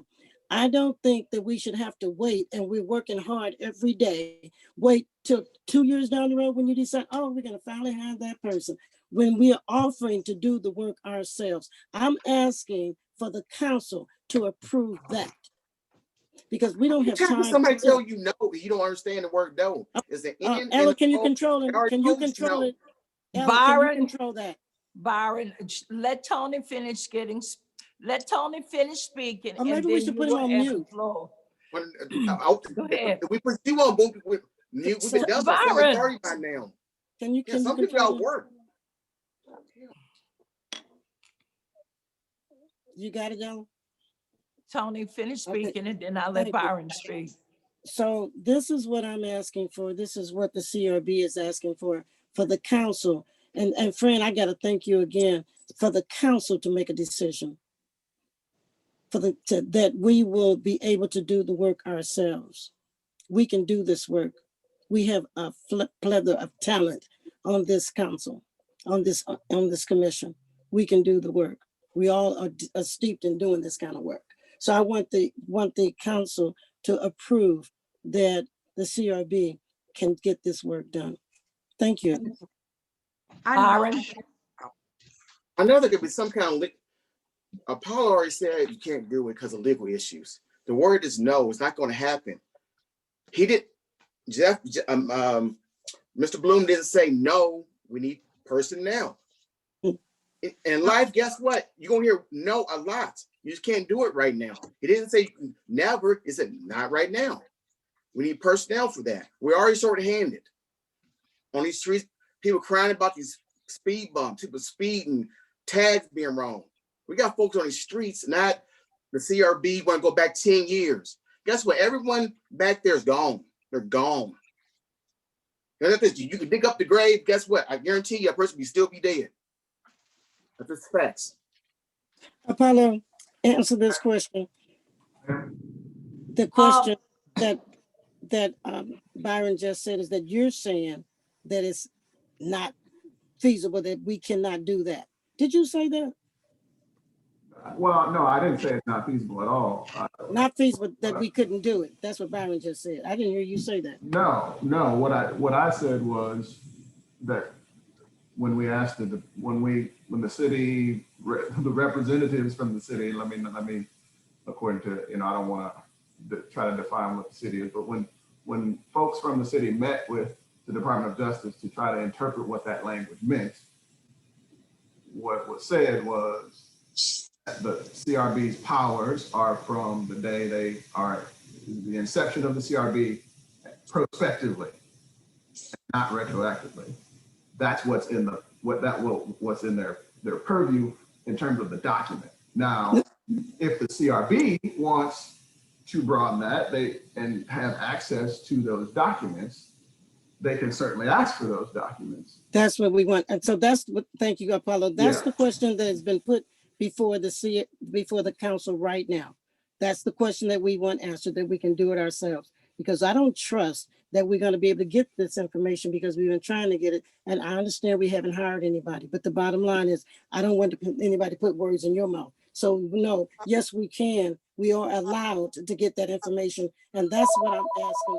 That's what I'm asking the council to do. Okay, Heather had her hand up. We're here from Heather. And Chief Armstrong had his hand up. So we're here from Heather, Chief Armstrong. Mary, I also have my hand up as well. So do I. Okay, here we go. Heather, Chief Armstrong, Fran, Linda. Did I get it in the correct order?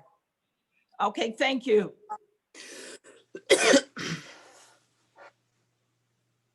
Can't hear you, Heather. I guess my question is, can we, what is the legality of the CRB going into those files? It makes me uncomfortable and Tony, I understand, you have clearance and all of that, but it's still files that I don't have a level of comfort that citizens should be going through those files necessarily. That's my uncomfortable position. What I'm willing to agree to is that anything from when the CRB has been formed to current status, and if that's 30 hours or however many hours, that's my concern, is just having individuals going into files that they shouldn't really have access to. I just think that's dangerous. So that's my 2 cents. Go ahead, Chief. Yes, ma'am, Mayor and Council. So the one thing that I wanted... Chief, would you let them know as you speak that we go through those files all the time? Those files, so what you're thinking about, Heather, is not true. We go through those files all the time. Thanks, Chief. I'm not sure what you were talking about as far as the files we go through all the time, ma'am. The files that Heather's talking about, she's not comfortable that the CRB can go look through the complaint files. That's what we do. Oh, yeah, yes, ma'am. Yes, the CRB. So all the complaints that we've gotten since I've been here have been forwarded to the CRB, and so that's the first thing that I want to make clear is, we're not talking about that we're not cooperating, we're not working with the CRB. Everything that comes in that is under their scope and their purview, we send to them and we give them. And so the issue comes in, they're wanting to go back 10 years worth of information.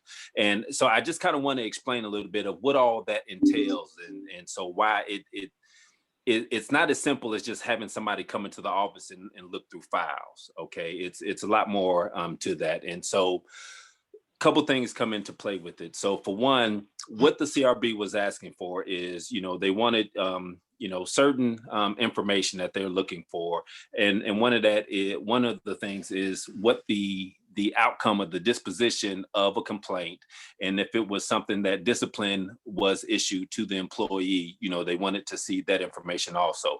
And so that is not a part of the complaint files. And so what that looks like, so we're going back 10 years now. And so if I pull a record from 2013 and I go through and plus all of these files are by hand. And so 10 years worth of files that we would have to go through, I would have to go through by hand because none of this stuff is digitized or anything. And so former employees, which the overwhelming majority of this are former employees. So we don't have their files at the police department. So the complaint files have to be kept at the police department in the chief's office. But now we're talking about things that were done with personnel, if there was a discipline that was issued or the findings of that. And so it's not just coming to the police department to review files. Another part of what would have to be done in this process and why it's such a large, expensive process is all the people that are in those files that no longer work here. That's a trip over to personnel, and we would have to go through all of their personnel files to look and see what was in there and what the discipline and all of that stuff is to be able to compile the information that the CRB is asking for. And so, so we have complaint files is one thing, but now we're talking about people's personnel files is a complete different thing. And that's not something that I think, people should have free reign to go through, because even in our work with the CRB currently, they don't have access to people's personnel files, just the entire personnel files. If it's something related to misconduct and such, yes, we do make that available to them. And so it's not just coming into my office and looking at the files that I have to keep locked up in my office. To pull all the information that they're asking for requires, a lot more, it's a lot more steps involved. And that's really where you get to the sensitive nature of what all is available and exposed. And that's, that's kind of why we had to take the stance that we took on it. And that right there is you doing it. This is not what's on the floor, Chief. What's on the floor is that the council will allow somebody from the CRB, and we're in those files all the time, so that Heather would understand that that is not something that we don't see anyway. Yes, but the CRB is not a part of the personnel file. We have never Right. opened There's up a the difference personnel between the file to complaint CRB. and personnel files. Yes. That's my point, Tony, and that's where my uncomfort. I'm not comfortable with citizens having access to personnel files, because that could get us into a lot of trouble as a city. Okay. Yes. Okay. So when Okay, Linda. Actually, it was me. Oh, Fran. Okay. So, first things first, I do agree. I hear the concern in terms of, what all is accessible and who accesses it. But I also just had this whole presentation that Jerry just went through with us. And one of the things that they needed was complaints that went back that far. And so either it looks as if all of the information since the time Armstrong was here was given, but prior to that, they can't get the complaint forms. So when we're talking about data, either the question is where is it? Or is it that the city's stance is that we don't want to provide it? So I think, again, in terms of what the city stance is, that needs to be something that comes from the council, because it also includes the voices of the people who are telling you, who are volunteering on a volunteer board to do the work that the city is held responsible to do in the first place.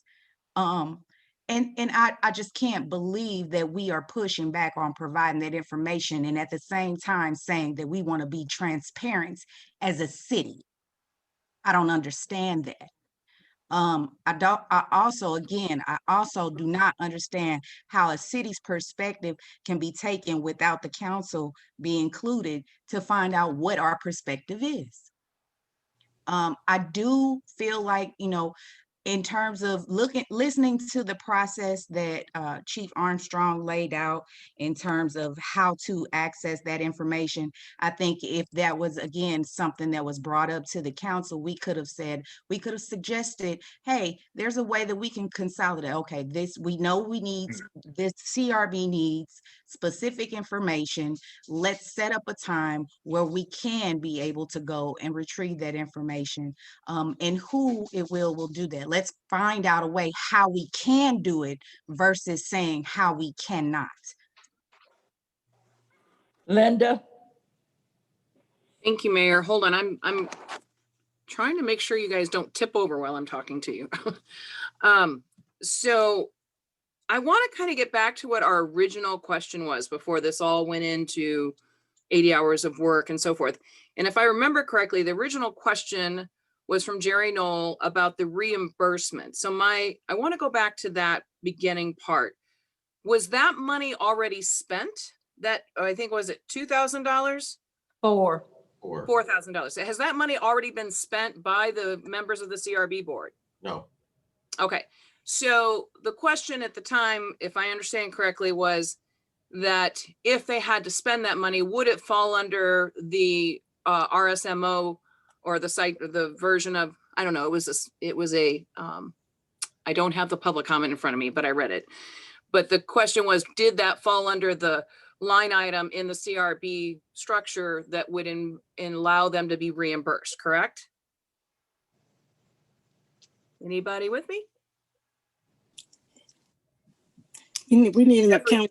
We need somebody in finance to answer that question. Well, it's a left pocket, right pocket issue. Okay, so the original question was, if they had to be charged and if they paid it, would it fall under the reimbursable aspect of the CRB? I don't know. Declaration. I would like to answer that question. Well, I would like to offer something on that question. So I think that question depends on what the city's position is as to whether or not records prior to the existence of the CRB are within their purview in terms of their official charge of what they're supposed to do under the consent decree. In other words, if you interpret the consent decree to mean that the CRB should have access to all those documents, then if there is a cost, they should probably be reimbursed for that. If, however, you interpret the consent decree to say that their official charge is from the day they were born forward, meaning prospective, then what they're asking for retrospectively is extra or additional to what their purview is. And in that way, it would not necessarily fall under the, the city, the reimbursement provision. So I think the threshold question is, what is the position with regard to interpreting that language in the consent decree? And I also, appreciate that. Linda, And Linda, I'm not done. I'm not done. I know, but Linda, I want to say something, please. It's Linda's turn. Let me finish. It's Let me going to help finish. you. I understand that. I just want to stay with what we're doing so that we all get it done right. In regards to I have my notes. Hold on. Let me go back to them. In regards to the comment that Jeffrey Bloom made that this is not something the city is denying to do. It is simply saying it needs to have the personnel in place. Because we in reality, we all know, every one of us on city council, all of us know wholeheartedly that we cannot afford to have our police chief doing something else for 80 hours. We just can't. So my question is, and I totally hear Ms. Burrow when she says, well, where is that person and when is that person going to happen? So that's my next question to you, Mr. Bloom. What is the process of hiring this person? What is the timeline of hiring this person? Haven't we already approved the hiring of this person? And where are we on that? And what is the real answer to that, so that it's not something that's floating in the ether? And the answer to your question is, in fact, we have interviews set up for this position. I want to say in the next 2 weeks. Okay, so we have this now. We have just so that you're clear. We've probably interviewed, after scoring applications, etc. We've probably interviewed 4 or 5 people in the last 12 plus months, and this is the position that we're hiring for. The captain of professional services is something we've not had before, and it is something that we really desperately need, so that the chief doesn't have to do that kind of work. And so we have restarted that process some weeks ago, and so we are set to at least talk to / interview 2 people in the next couple of weeks. So if that falls through, can I add something to No, that? not yet. Okay. So what is a realistic show of faith that you think? I mean, you said we restarted, so that leads me to assume it stopped for a while. So my question is, you've got these 2 interviewees, interview candidates. Is your goal to pick between one of these 2? I mean, or are we? I don't know. I want an answer. I'm trying to get to some kind of a substantial response to a timeline, because I don't think Ms. Burrow is going to get everything she wants. I don't think the CRB is going to get everything they want, but I do feel that there is a room for compromise. And the thing is, they could have everything they want if we get this person hired, correct? They can have everything they want once we get this person hired, right? You are absolutely If correct. that's what the city's Please perspective recognize is. that, for a lot of years, we've hired the wrong people. In fact, we're really good at hiring the wrong people sometimes. And we need to get good at hiring the right people. And so, to his credit, because it means more work for Jason Armstrong more than anybody else, we've passed on the people who would not have made this work. Okay. So we've got to find that person. If both of these people were qualified, this would be the easiest decision in the world to make. If neither of them is qualified, we're not going to hire somebody just to fill a slot. So I would propose to the council that we need to create a compromise, in lieu of waiting for that person to be hired, so that some kind of movement is happening that will appease and work with the CRB. And I'm just going to throw that out there. I'm done now. Okay, then I want to say this. When you talk about trending, we're not looking at it, and I don't think this has been said, because I have no faith in saying that we're going to hire somebody. From what I've seen in the last 3 years, I have no faith in it at all. So I have to go for what I know is going to happen and what has happened. I would say that when you do trending, I'm not going to bring 10 years down on Chief Armstrong. Trending, we start with 17. See what that gives us. 18. You do 1 year at a time. So if Armstrong would avail himself of whatever hour that might be in a month, I'm just using some numbers so nobody hold my feet to the fire.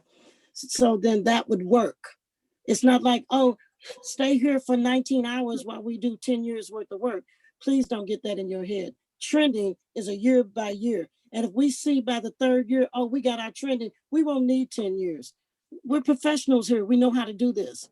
And so if we're going to wait for another year to get the right person, because I don't want to hire anybody either. That would be foolish on our part. So, but if we're going to wait and hear this story about, oh, we just haven't gotten anybody in 16 interviews, nobody's qualified. Well, you know what? It's time out for that. When we got a solution right here. And thank you so much for suggesting that, Linda, because we're willing to do the work ourselves. Everybody's qualified that's on this team, just about everybody. And so if the part that we have to walk around the corner and go to the HR on, say, the chief's lunch hour, whatever time that he would make available of himself for the pieces that Heather is concerned about, then I get that. I have no problem. I understand secrecy. So the bottom line is, thank you, Linda, and thank you so much, Fran, because it's about time that we brought stuff to this council and stop being silos. And The the transparency. CRB is really overstepping. Byron, Can you control him? Byron. And control somebody, control you. Byron. No, we spent 4 hours with you for 4 hours. So the bottom line is, I'm going to try to talk over him, okay? So everybody listen close. So the bottom line is, if we are still on the question for the council to be the council and make the decision for this city. Thank you. Heather.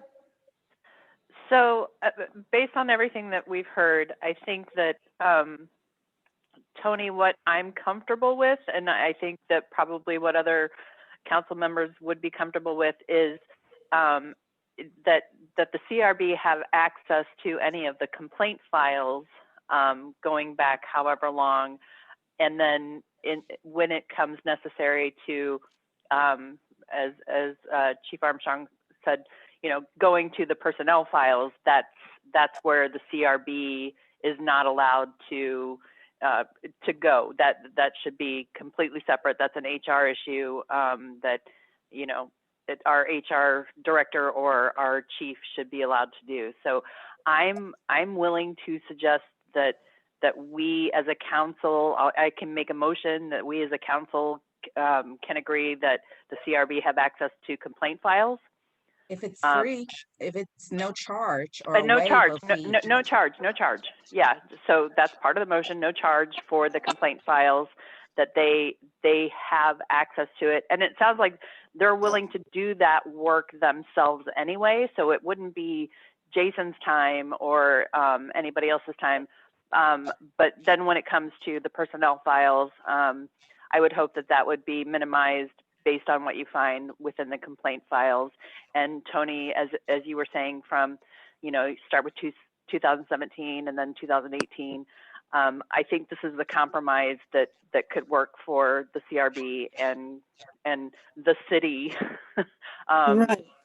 So that is my motion, Mayor. And I would second. I'll have to, I'm sorry, Octavia, that was probably terrible for you to write down. And I second it.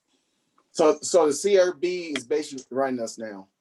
Basically. No, that's not what we. That's basically what it sounds like. They basically running us. They're lane in lane they want, and they doing. We're doing. If that's what you got out of this, Byron, you wasn't listening, because what we're doing, the CRB no. bringing it to the council. Let's vote be done with it. Let's vote be done. I don't want to hear you for all another 3 hours. Let's go. Oh, Lord. Okay. I need can I? Wait a minute. Madam Mayor, Okay. Madam Mayor, may I make a statement, please? Yes, I saw your hand up. Before you make the motion, let the motion die. Okay. The HR person, Vita. Oh, is that Vita? Yes, Yeah, it is. the HR person. Vita. Yeah, I just want to let it go on record that personnel files are not for review from anyone except the employee's management of the particular employee and the employee themselves. And usually the only way you can have access to those files is via court order. Mm-hmm. So I will not be making available, and I'm not trying to be insubordinate. I cannot make available to anyone those files. And that my motion was not making that available to anybody except who is currently allowed to have access to them. Right. Okay. I just Yeah, we wanted to got that. we have that on record and noted, okay? Yeah, that's fine. We got that. Okay, Okay. all right, Thank Chief you. Armstrong. Yeah, I just wanted to bring up one point. And so the documents and stuff that we share and send over to the CRB with all the complaints that we get now, you know, some information is not provided to them, you know, as far as date of births and, you know, some personal information. So that's all things that we have to go through and redact. So I don't know, you know, what the plan is for what you all are about to vote on, but that needs to be taken under consideration for, you know, what that is supposed to look like, or how we plan on that working. Because, you know, if y'all are making a decision that, you know, y'all want them to see everything about everybody, You can't. well, and so that gets us right back to where we started from, with, So- you know, it's not just as simple as them coming in and, you know, us just handing over these files, because these are all original files. And so we still would have to go through all of them and do all of that stuff. So And the so I complaint just file- want to make sure everybody understands that part. And just let me like kind of add on there. The complaint files are what the CRB could access legally. Like if we had people, they could access it, and they could take it upon themselves to redact whatever personal information or sensitive information is necessary to not put forward in documentation. So, but that's different than personnel files.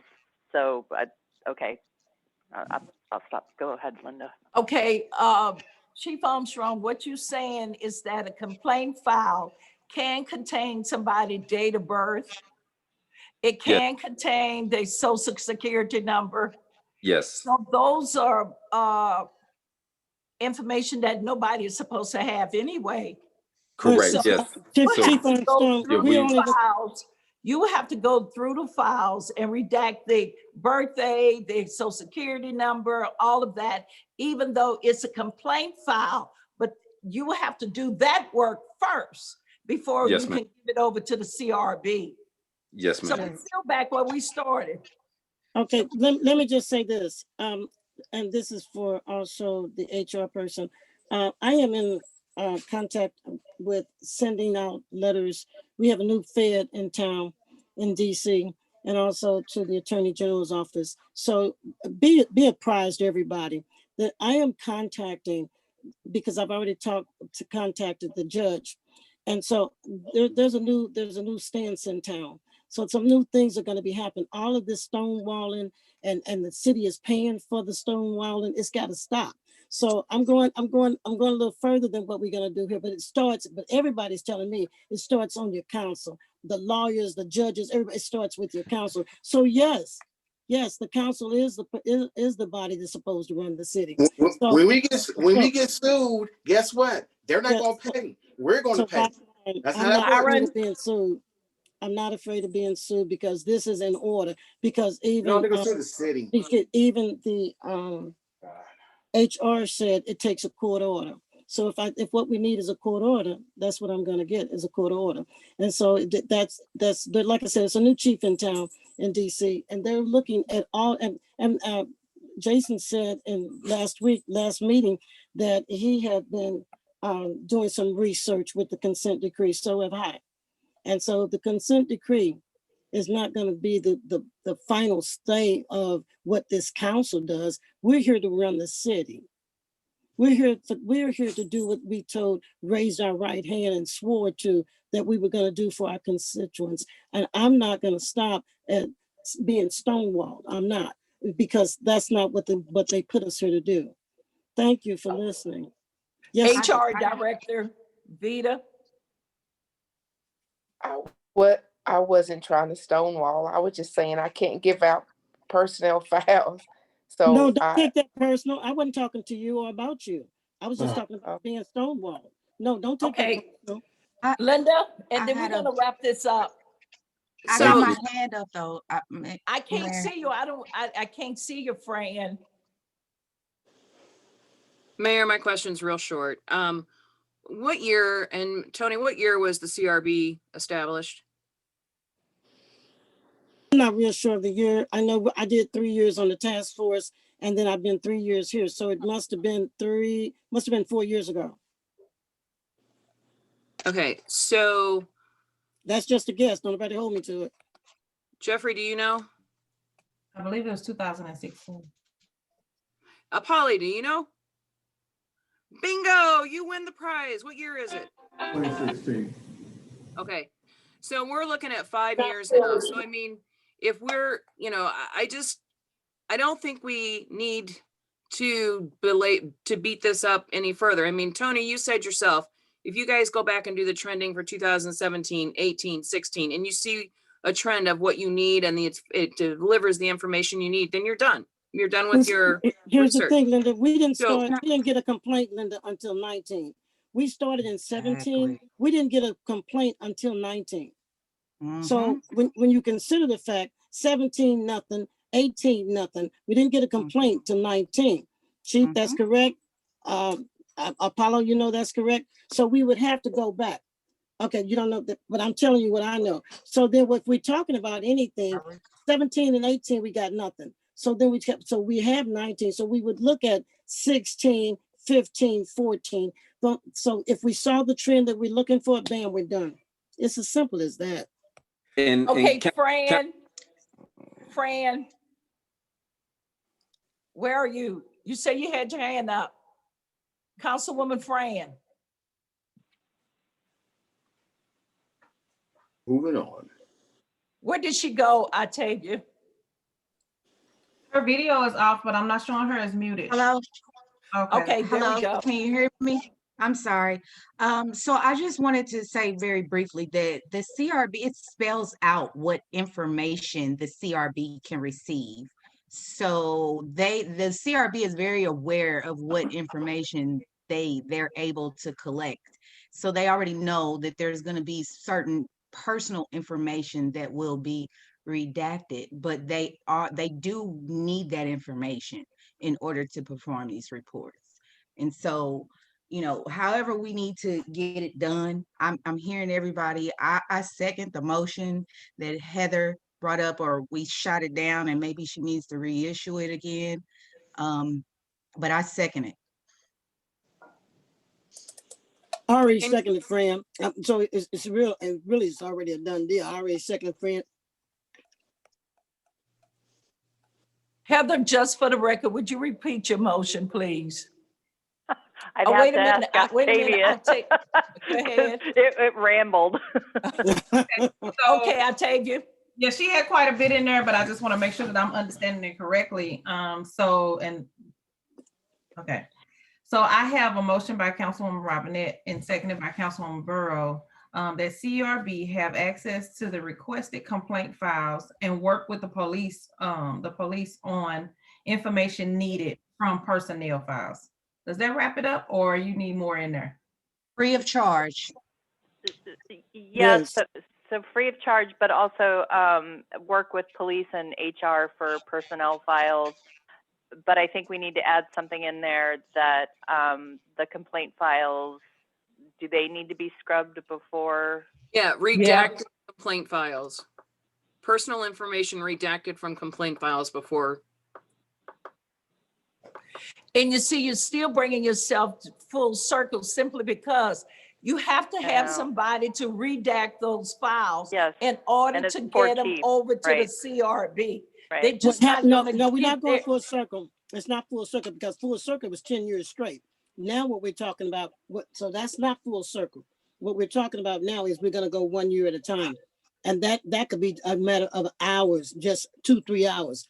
And it depends on if there was even ever a complaint. There may not have been a complaint for 10 years. We don't know. So no, we're not full circle. We changed that. They still have to be redacted no matter what. And someone in the police department, as the chief, will have to go and scrub those files in order to give them to the CRB. But what it was in the beginning, have to take time to get that done. But what it was doing, okay, listen, what we were saying before, 10 years, that's 10 years, 365 times 10. But what we're talking now is year by year. That is a total different story, Ella. It's a total different story. It is not full circle. We were talking 10 years as a chunk. Now we're talking a year at a time. That is considerably lower in prospect and span. When you talk about prospect and span, that's a considerably lower. And the fact of it is, who was really keeping good records? That's why we need the trending. We may not, like we said, we didn't get one in 17. We Ms. didn't get one Tony. in 18. So are we clear? That's not full circle, and it's not the span. So Octavia, Okay. So let me read the motion once again, and see if this satisfies what you're looking for. So I have a motion and a second from Councilwoman Robinette and Councilwoman Burrow that CRB have access to the requested complaint files with personnel information redacted, and to work with the police and HR on the information needed from personnel files without charge. Can we add one more little detail? Just going off of what Ms. Burrow said, and those requests will be submitted for 1 year time frame at a time. I concur. That, I agree. yeah, okay. So I'm good with that. Thank you, Octavia, for putting all the ramblings together. It's kind of Thank like the you. word supercalifragilisticexpialidocious. Yep, just like that. I remember that word. Okay, we have a motion and a second. Motion by Heather Robinette and Clerk Pittman explained the motion. A second by Councilwoman Tony Burrow. Are you ready to vote? I want a roll call vote. Oh, are we ready? Okay, I'm sorry. Yeah. I am at Councilwoman Robinette, Aye. Mayor Jones, No.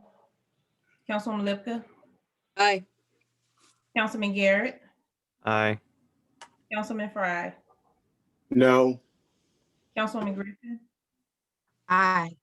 and Councilwoman Burrow. All right. Ayes have it, motion passes.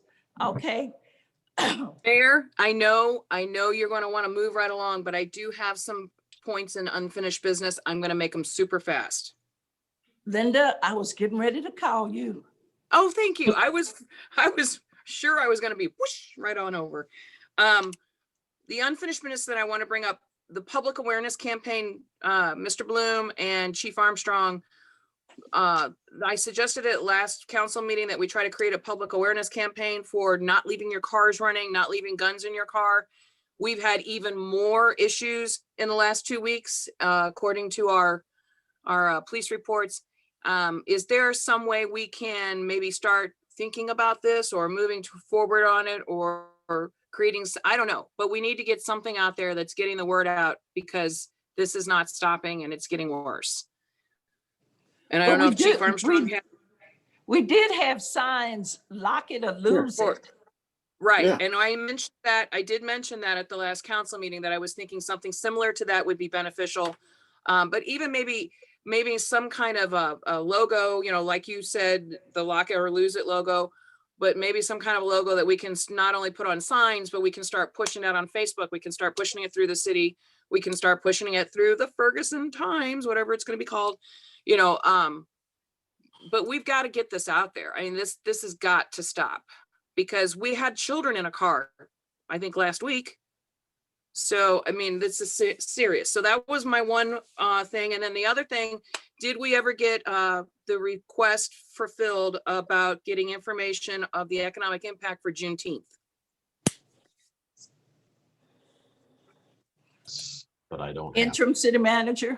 And the answer is yes, but I don't have it. Lexi got it done. We did talk about it. I don't remember what that number is. But we're going to have competing needs for resources as well, because we still need to address, or I would at least like to address, the issue regarding a need for COVID sick time. And we really need to look at them in tandem. But I will have that for you by the next meeting. When you say them, are you talking about the sick time and the Juneteenth Yes, holiday pay? Okay. Okay. because the dollars are significant either way. Yes, and that's why I would like to, I think as a council, we would like to see them. So Mayor, those were my unfinished. So I guess quite honestly, Mayor, they'll stay in unfinished business to the next council meeting. But those were the two things that I had, the public awareness campaign and the Juneteenth. Okay, thank you. Any other unfinished business? If not, we'll move to new business. Do we have any new business? Yes, Mayor. In new business, I have a couple of issues. I would like to bring to the attention of the city council, which I know that they all received this letter, but citizen Mike Palmer, who is a developer here in Ferguson, as well as the owner of Montrez, sent us a letter regarding his request that we as a council consider refunding or retroacting some portion of the liquor license for the fees that our businesses have incurred during a pandemic. And again, I think we're going to need a financial impact statement from the staff on this, but I do think I want to put on the floor and I want it brought to our attention for discussion, because when we are requesting, we've had shutdowns, they've been shut down, they haven't been able to have any business. Then when they are open, they can only have 10 to 25 people. And then they can only be open till 10 o'clock at night. I got news for you folks. I like to go out and enjoy a good evening. 10 o'clock is not my going to bed time, okay? But this is, stop laughing at me, Heather. But this is the thing. There's a lot of citizens. Yeah, well, that's you old people. Anyway,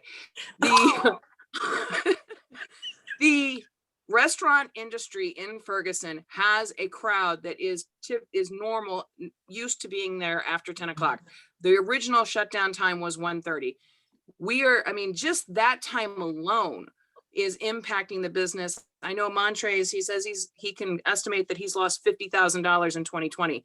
I'm sure that all the restaurants in Ferguson can say the same numbers, and we can say that Marley's lost everything. So we need to consider some type of retroactive, some type of compromised. Charge them a liquor license, figure out the rate for the times they've been open, and then the times they haven't, they shouldn't have to be paying for that. And if we can work with our businesses on this liquor license, even though it may not be that much, it's going to show good faith and it's going to show support. And when we get back to normal, they will be very happy to pay those prices when they get back to normal. So I request that this be financially studied with an impact from the staff. And then I have another thing after that. Go ahead. Okay, Heather. So I too was going to bring this up in new business when we were talking about the liquor licenses earlier. And when Mr. Palmer sent it to council, I did forward it to both interim city manager and our Alexis Miller, so that they would have the email to look through to consider, are there options, especially for the businesses who have the on-premise liquor licenses, which are different than package. Those are probably hit harder. And so I agree, Linda, that this is something that should be looked at by staff, and hopefully a suggestion can be brought to council to move forward on. So thank you. And I do want to chime in and say I have spoken also with Mike about it, and he makes a great point. And so for those that are making these decisions and bringing all this together, I would appreciate, and I told him I would talk to you about it, if you would even consider bringing him in for just consultation, because he is a big landowner here. And so we could, when we talk about keeping the businesses that we have, sure, we want new businesses, but let's not let somebody walk out of town because they can't get satisfaction. Interim city manager. Yeah, just to size the problem or to size the question, because and give it perspective. If you look at this year's budget, oh gosh darn, where was it? It was right here. Liquor licenses. We were budgeting 15,300 in fiscal 20 and forecasting 14.5, and then obviously forecasting 14.5 and 21 as well. And our actual liquor licenses in fiscal 19 were $18,000. And that's across all of the liquor licenses. Perhaps Clerk Pittman could provide some perspective because I don't know the individual amounts. But my sense is that the individual amounts for establishments like Montrese and restaurants is relatively small relative to the dollars that are charged to large liquor sellers like Schnucks. So first, we don't charge them, in terms of the license itself, it's just a one-time fee. It's just the annual fee. So they're not charged like, by the gross amount in sales and so forth, like some of our other licenses. And just so that you understand, I do have here what our different fees are, what our different rates are. And I'll say the person who pays the most in terms of liquor licenses is going to be the brew house, because they also have the distribution part of it. And so theirs is probably the most at close to $1,500 a year. But in terms of our restaurants, they pay $750 a year. It's just a one-time fee. And that's if they have pour liquor by the drink. And that's if they also sell on Sundays. But if, our packaged liquor stores aren't as much. It's $450 a year for the license for that. You have some restaurants like Kathy's Kitchen. Theirs is only $350 a year if they sell on Sunday. If they don't, the Sunday license is what's expensive. It's $300 across all our different categories. And so you take that $300 away for those businesses that are closed on Sundays. And so then we have, let's see. I think that's all of them. That's going to be all of them. So for our packaged, including Sundays, is $450. If they, like the one we just approved tonight, they're only looking to sell beer and wine. Theirs is going to be $350. And that's including Sundays. You take away Sundays, it's only $50 a year. For restaurants like Marley's or like Montrese, their license would have only been $750 for the year if they're open on Sunday. If not open on Sunday, it's $450. Okay, Linda. And I appreciate what you're saying and I hear you, but let me just put this in perspective. I own a DJ company, okay? I was building my business in the wedding industry. COVID hit. Guess what? There's no weddings, okay? I still pay my advertising at thenot.com. And when they raised me $15 a month, it's not a lot of money, but you know what? It was a hell of a lot of money to me. So I'm getting a little personal about this and I apologize for that. So please accept my apologies. And I'm not getting mad at anybody. I'm not yelling at you, Octavia, at all. You're just stating facts. But the fact that I'm trying to state right now is this is not normal for people. Every single penny counts. I am counting pennies to stay alive in my business. And I will. And these businesses are doing the same.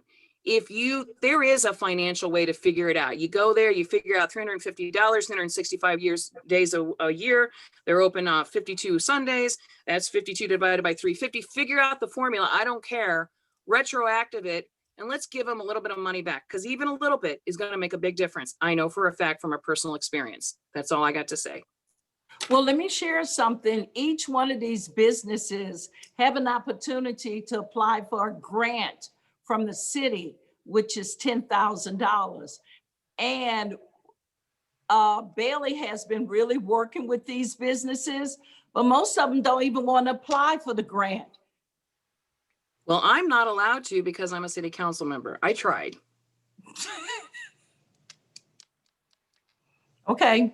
Okay, and so, and it's just so that we're clear, I didn't have an opinion one way or the other. I was just only stating what they pay. No, and that they pay on the annual basis. But it's definitely something we can look at if there's a way that, and I can work with Jeff and I can work with Lexi on if there's a way that we can show if they were closed for certain months. Another thing that we can do is also based off when they actually got their license this year, because everyone did not get their license at the same time.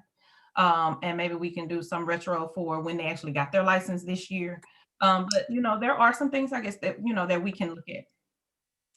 And that would be my request, and I think that's what some of the other council members were asking too, is that we take this into consideration and bring back some answers to the next council meeting. Okay. And then my second thing, and I'm almost done, I promise, I apologize. I do want to put it on the floor that I would like to make a motion. I don't know if I'm doing it the right way, but I'm gonna put it out this way anyway. I would like to make a motion that we as city council continue the budget expense of the Ferguson Times, and we work with the new group, Ferguson News Group LLC, until the end of our fiscal year. I would like to make a motion to do that. A second. It has been properly moved in second. Are you ready to vote? Any questions? All in favor say aye. Aye. Aye. Aye. Any opposed? The ayes have it. Motion carry. Any other new business? I am done. Thank you, Mayor. Okay. I just have a little new business, or maybe, I'm not sure. Let me say this. Okay, so first thing, I did want to mention was the CRB, needing the files, because I had just, like I said, Jerry Knoll had just came and did a presentation in front of the NPSC, and it was just really, the information that they need is really extensive. So I'm glad that we were able to resolve that. Touching on the NPSC, during the comment section, Dr. Jackie Lewis Harris mentioned that the subcommittee within the NPSC that is supposed to be going through the interview process with the police officers, no one has been reaching out to them or getting in contact with them. And so I believe Mary Simmons might have been the contact person, but I wanted to bring it to the attention so we can make sure that they are part of that process, and involved in that, because that is a requirement that they are tasked with, the NPSC is tasked with. And so also I wanted to bring up, I had several residents actually come to me wanting to know if we could reconvene them being able to actually talk during public comment section. The I was gonna bring suggestion, that up. yeah, the Okay. suggestion has been put out there, like a list. We could use the list in the chat section. People that come in to the Zoom could enter their name in the chat section, and that would give Octavia the list that she needs to call off, and they would actually be able to be seen and talk during the public comment section. And that would be something that, the host could be able to unmute and mute as needed.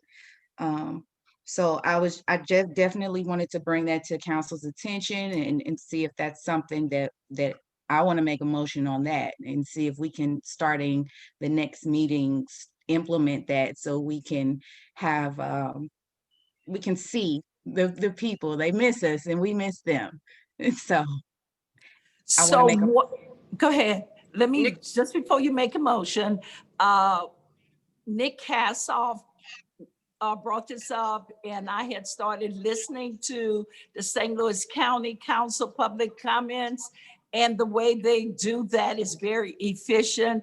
What it is, they turn in their comment, and then the clerk is able to list everybody who turns in their comment, and then she start calling them off.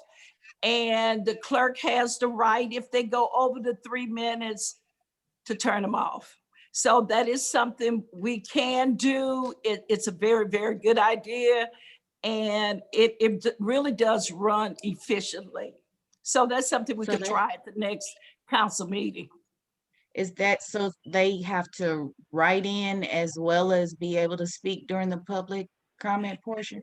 That would be great if they send it in and speak. So the clerk will have accurate information since it's on Zoom. Okay. They And can they, always, I'm sure they can Octavia always, would. go ahead. I was gonna say, I'm sure Octavia would love to get out of reading all of the letters Right. that people want to say for themselves. So I'll second your motion, Fran. Can I ask one question real quick, Mayor? When you were saying that they turn in their comments, do they still write them out like we've been getting them? And I turn them in? think so, because it becomes, they basically highlights what they have to say, but they actually turn in their comments, so the records will be totally complete. Gotcha. And if I can add, I would suggest that rather than using the chat box, because we try not to use the chat box because of, Right. you know, the things that go along with that. So, you know. Okay. I would suggest that you all go out on Monday nights and take a look at that. No, it's Tuesdays, and they do a fantastic job. I've been listening to them for a couple of years, and I would say it would be a great thing to do. The chat box, like you said, TV, I don't think that would work too efficiently, but it's a lot of fun, really. And I miss seeing the folks come to the podium. So I'm all for it, Fran. Well, that's great. Fran, make your motion, please. I make the motion that we start allowing our people to be able to be seen and heard during the public comment section, starting next meeting. And they can turn in their comments ahead of time and just sum them up for the 3 minutes. Can I ask another question? If they haven't turned in a comment, do they still get to be in the public comment? No. Because that's what I. No, they only calls the ones that have put in those comments. That's the only one they call. Okay. I second. Okay, it has been properly moved by Councilwoman Fran Griffin, second by Councilwoman Tony Burrow. Are you ready to vote? All in favor? Aye. Aye. Any opposed? The ayes have it. One Opposed, Byron, motion carries. Miscellaneous. I just want to, for those that came in late, to tell you that it's a fantastic opportunity for us to be vaccinated. So all of you that can be, go do it. I will tell you, I have had no effects at all. None. Not even with underlying illnesses. So I really do a shout out for Chief Hampton. He is on the case, and I appreciate him for that. The people at Christian Hospital they were fantastic. It was orderly. It was done professional. I couldn't say anything better than that. Okay, Councilwoman Heather. I would just like to thank Proud for their courageous conversation last night regarding COVID. It was really the glimmer of hope that I got from that was how much the school district has been working with the kids in the area, kids who were uncomfortable logging in and showing their surroundings, that the school was working with them to help their participation and sometimes help their situational opportunities. But as a parent of children in the Ferguson Florissant School District, I am so grateful that that was a conversation that was, our kids are not being socialized as much. I mean, we're all suffering on so many different levels, just being away from each other. So I'm glad that the public comments, as much as they have caused us all like heartburn and all kinds of stuff, I'm glad that they're coming back here. But I really do want to thank Proud for having that conversation last night. That was a really good one. Okay, great. I just have one. Yesterday, we did the MLK Day of Service at the Emerson Family YMCA. We work with Samaritan Feet. We had about 15 volunteers who packed the athletic tennis shoes into Hope Tote with some other PPEs from Samaritan Feet. We delivered 370 pairs of tennis shoes to Griffith, 270 pair to Bermuda, and 100 pair to Adopt a Block. So it was a great event yesterday. So thank you to everyone who got out and volunteered.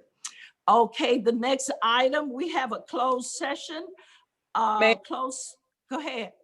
I just wanted quickly on the miscellaneous comments.